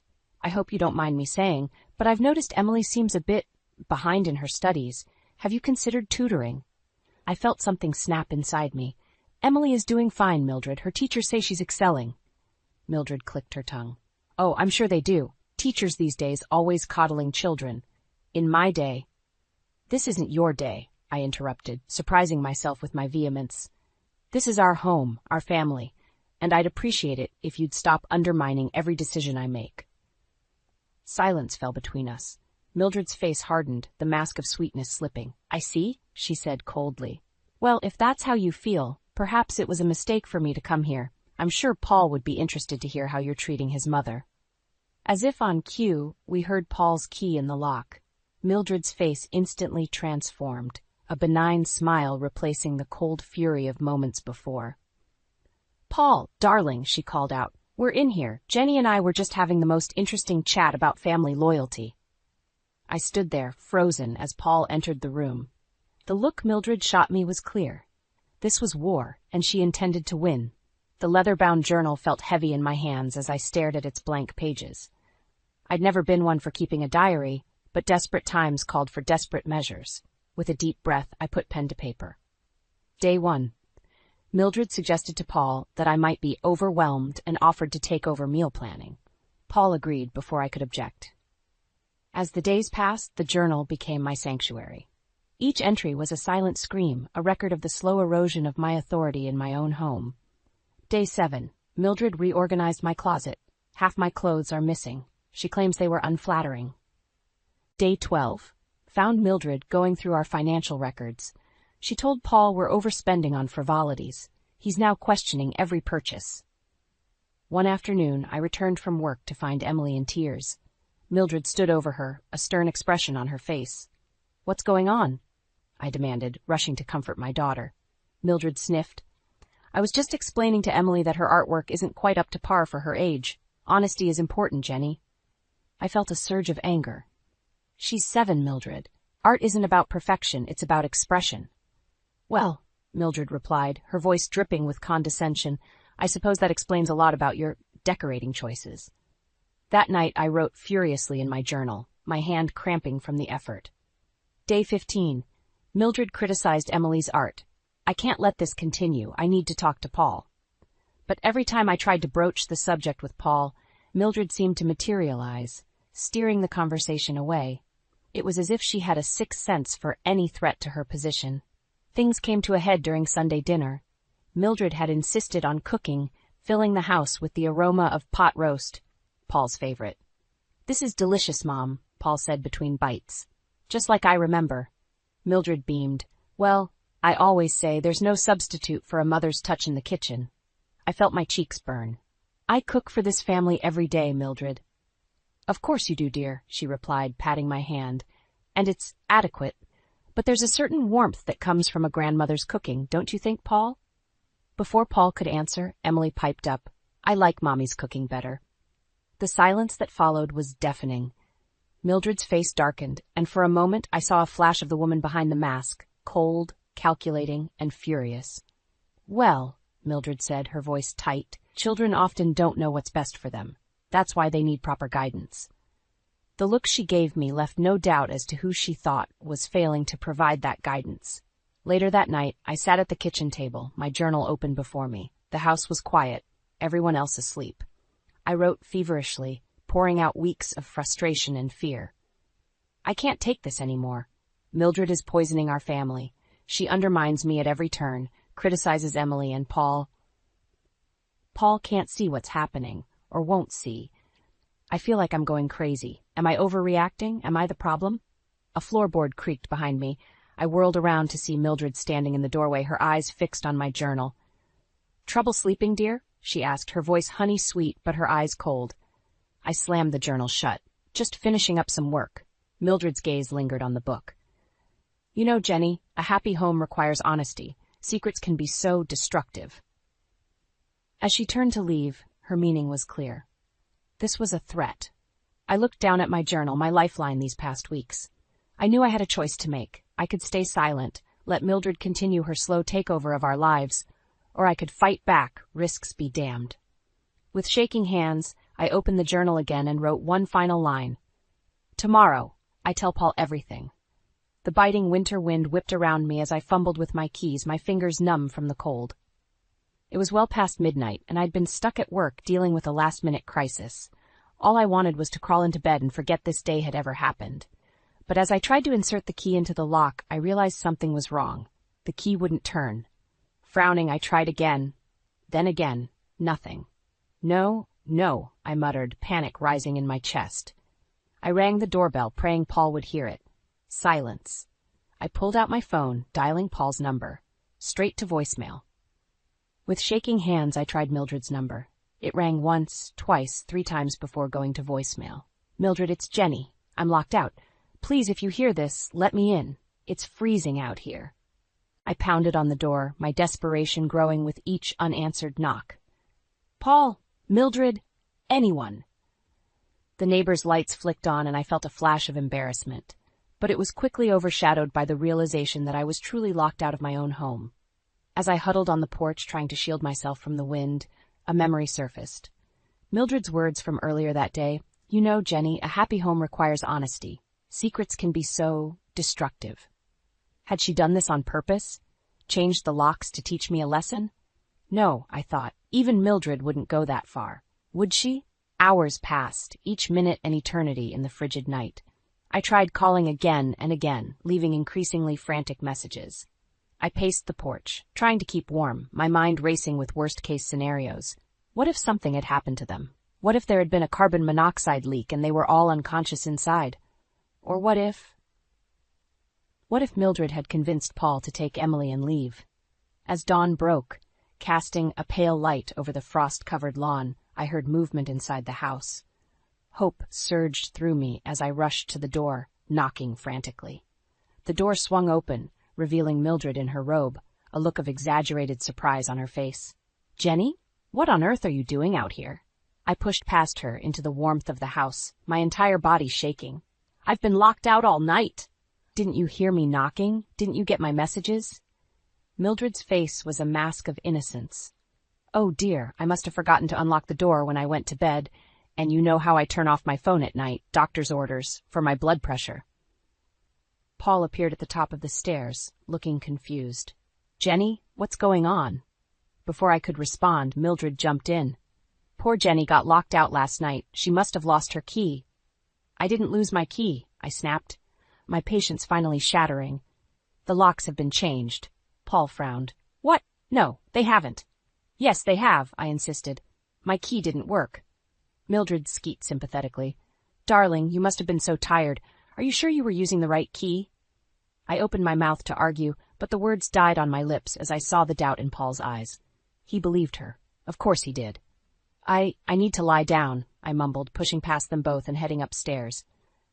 In our bedroom, I collapsed onto the bed, exhaustion and despair washing over me. I could hear Paul and Mildred talking in low voices downstairs, no doubt discussing my confusion. As I lay there, shivering despite the warmth of the house, I realized something with stark clarity. I wasn't safe here. Not anymore. Not with Mildred's growing influence and Paul's willful blindness.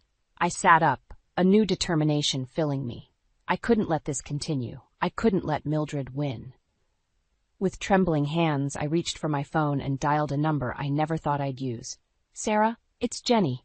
I need your help. Can I stay with you for a while? I'll explain everything, I promise. I can't stay here anymore." As I hung up, I knew I was at a crossroads. Stay and fight, or leave to protect myself and Emily. Either way, nothing would ever be the same again. The wind howled as I stumbled down the snow-covered street, my entire body shaking uncontrollably.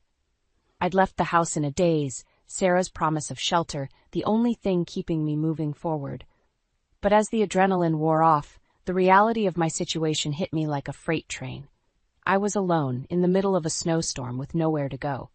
My phone, nearly dead, buzzed with incoming calls from Paul. I ignored them, knowing I couldn't face him right now, not when I was this close to breaking. As I rounded a corner, the wind picked up, nearly knocking me off my feet. That's when I saw her, an elderly woman huddled against a building, barely visible under a mound of tattered blankets. "Hello?" I called out, my voice barely audible over the storm. "Are you all right?" The woman stirred, revealing a face etched with lines of hardship. Her eyes, cloudy with cataracts, struggled to focus on me. "Help," she whispered, her voice weak. "Please."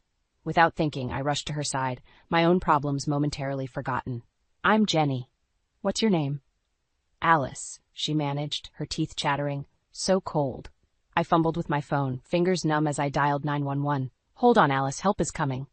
As we waited for the ambulance, I wrapped my coat around Alice, rubbing her arms to generate warmth. She leaned into me, her frail body trembling. "Thank you," she murmured. "Most people, they just walk by." Her words hit me like a punch to the gut. How many times had I walked past someone in need, too caught up in my own problems to notice? The ambulance arrived, its sirens piercing through the howling wind. As the paramedics loaded Alice into the vehicle, one of them turned to me. "Ma'am, you should come too. You're showing signs of hypothermia." I hesitated, thinking of Paul, of Emily, of the mess I'd left behind. But as another violent shiver racked my body, I nodded, climbing into the ambulance beside Alice. The warmth of the vehicle was a shock to my system. As feeling returned to my extremities, pain followed, sharp and relentless. I bit back a cry, not wanting to distress Alice further. At the hospital, we were separated. Doctors and nurses swarmed around me, their voices a blur of medical jargon. I caught snippets: severe hypothermia, risk of frostbite, need to warm her slowly. As they worked, my mind drifted. I thought of Mildred, of her smug face as she opened the door this morning. I thought of Paul, his doubt clear in his eyes. And I thought of Emily, innocent and unaware of the turmoil tearing our family apart. Hours passed in a haze of warming blankets and IV fluids. When I finally regained full awareness, I found Paul sitting beside my bed, his face a mask of worry and confusion. "Jenny," he breathed, reaching for my hand. "What happened? Why did you leave?" I opened my mouth to explain, but the words wouldn't come. How could I make him understand the depth of Mildred's manipulation? How could I convey the constant fear, the erosion of my self-worth? Before I could formulate a response, the door opened. Mildred swept in, her face a perfect picture of concern. "Oh, Jenny, dear." She cooed, moving to my other side. "We've been so worried. What were you thinking, running off like that?" I felt my chest tighten, panic rising. This was wrong. She shouldn't be here. This was my safe space, away from her influence. "Get out," I whispered, my voice hoarse. Paul frowned. "Jenny, she's just trying to help." "No," I said, louder this time. "Get her out. I can't do this anymore." Mildred's face hardened, the mask slipping for just a moment. "Now, Jenny, you're clearly not thinking straight. Perhaps it's best if we—" "I said get out!" I screamed, surprising even myself with the force of my outburst. As nurses rushed in, alerted by the commotion, I felt something inside me snap. Tears streamed down my face as I turned to Paul, my voice breaking. "I need you to listen to me. Really listen. Because if you don't, if you can't see what's happening, I don't think our marriage will survive this." In that moment, with Mildred's icy glare boring into me and Paul's bewildered expression, I knew we had reached a point of no return. Everything I had built, everything I loved, hung in the balance. And I was terrified. The hospital room felt suffocating as I clutched my journal, its pages filled with months of pain and frustration. Paul sat beside me, his face a mix of confusion and concern. Mildred hovered near the door, her presence a looming shadow. "Jenny," Paul said softly, "please, tell me what's going on." I took a deep breath, my hands shaking. "I've been keeping this journal, documenting everything that's happened since your mother moved in." Mildred's eyes narrowed, but she remained silent. "Everything?" Paul asked, his brow furrowed. I nodded, opening the journal to the first entry. "From the very beginning, Paul, the constant criticism, the undermining, the manipulation." As I read aloud, Paul's expression shifted from disbelief to shock, then to anger. Mildred's face remained impassive, but I could see the tension in her shoulders. "That's preposterous," Mildred interjected when I paused. "Jenny, dear, you're clearly confused. The stress of work, motherhood, it's understandable that you might misinterpret things." I felt a surge of anger. "Misinterpret? Like how you misinterpreted locking me out of my own home?" Paul's head snapped up. "What? Oh, for heaven's sake," Mildred scoffed. "I told you I simply forgot to unlock the door. It was an honest mistake." "No," I said firmly, turning to Paul. "Locks were changed. My key didn't work." Paul looked between us, confusion evident on his face. "Mom, is this true?" Mildred's mask slipped for a moment, revealing a flash of panic. "Of course not. Paul, surely you don't believe these wild accusations?" I pressed on, my voice gaining strength. "What about Emily's artwork? The constant criticism of my parenting? The way you've been trying to control our finances?" Paul's face hardened.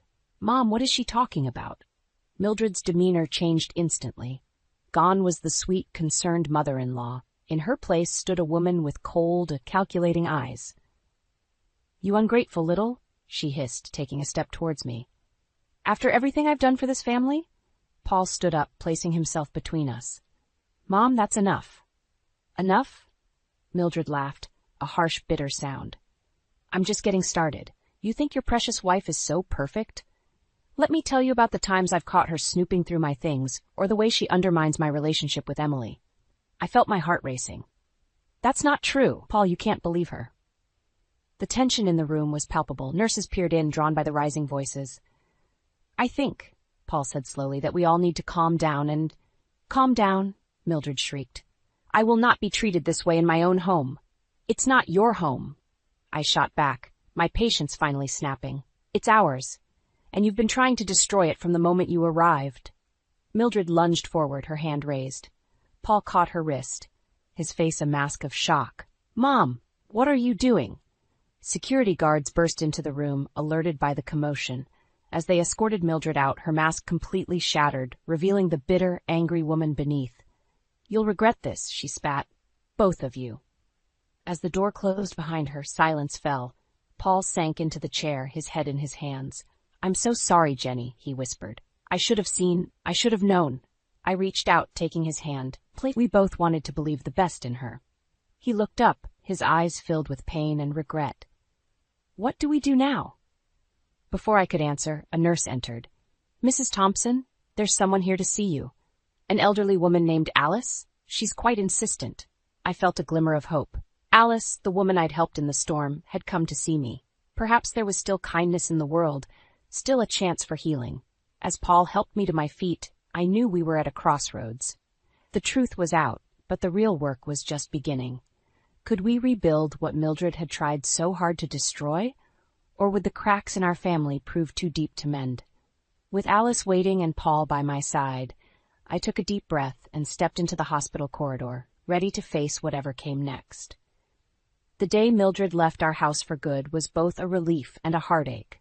Paul stood in the doorway, his face a mask of determination, as he watched his mother's car disappear down the street. I held Emily close, her small hand clutching mine tightly. "Is Grandma really gone?" Emily asked, her voice small and uncertain. I knelt down, meeting her eyes. "Yes, sweetheart, but remember, sometimes people we love can make mistakes. It doesn't mean we stop loving them, but we need to protect ourselves too." Paul turned to us, his eyes glistening. "We're going to be okay," he said, pulling us both into a hug. "We're stronger together." In the weeks that followed, we worked to rebuild our family. It wasn't easy.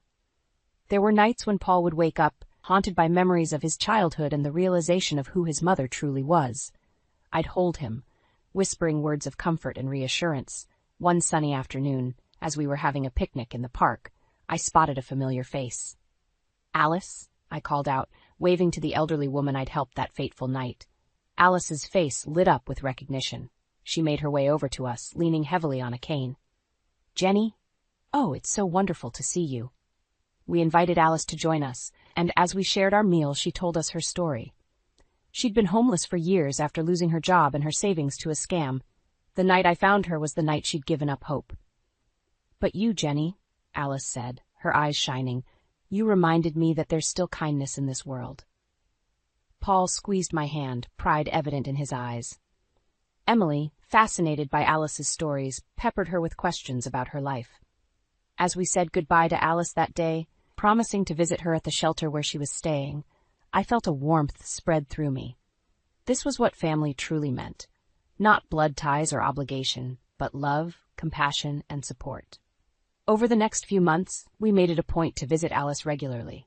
We brought her home-cooked meals, warm clothes, and most importantly, companionship. Emily would read to her, Paul would help with small repairs at the shelter, and I found in Alice the mother figure I'd always longed for. One evening, as we sat around our dinner table, Alice now a regular guest, I looked at the faces of my loved ones and felt an overwhelming sense of gratitude. "I want to make a toast," I said, raising my glass. "To family, not just the one we're born into, but the one we choose and nurture." Paul smiled, his eyes meeting mine. "To second chances and new beginnings." "To kindness," Alice added, her voice wavering with emotion. "To love," Emily chimed in, giggling as she clinked her juice glass with ours. As laughter filled the room, I realized that the ordeal with Mildred, painful as it was, had taught us all valuable lessons. It had shown us the importance of honesty, the strength found in vulnerability, and the healing power of compassion. Later that night, as Paul and I lay in bed, he turned to me. "Jenny," he said softly, "I don't think I ever properly thanked you." "For what?" I asked, curious. "For not giving up on us, for fighting for our family when I was too blind to see what was happening. You're the strongest person I know." I felt tears prick my eyes. "We're strong together," I whispered, echoing his words from weeks ago. As I drifted off to sleep, I thought about the journey we'd been on. The pain, the fear, the doubt. It had all led us here, to this moment of peace and understanding. We'd faced our demons, confronted hard truths, and come out stronger on the other side. And as for Mildred, I hoped that someday she'd find the peace and love she so desperately needed. But for now, our family, expanded and strengthened by adversity, was whole. We had each other and we had Alice, a living reminder that it's never too late for a new chapter, a fresh start, a chosen family. In the quiet of the night, with Paul's steady breathing beside me and the knowledge that Emily slept peacefully down the hall, I felt a profound sense of contentment. We had weathered the storm and emerged into the sunlight, stronger and more united than ever before.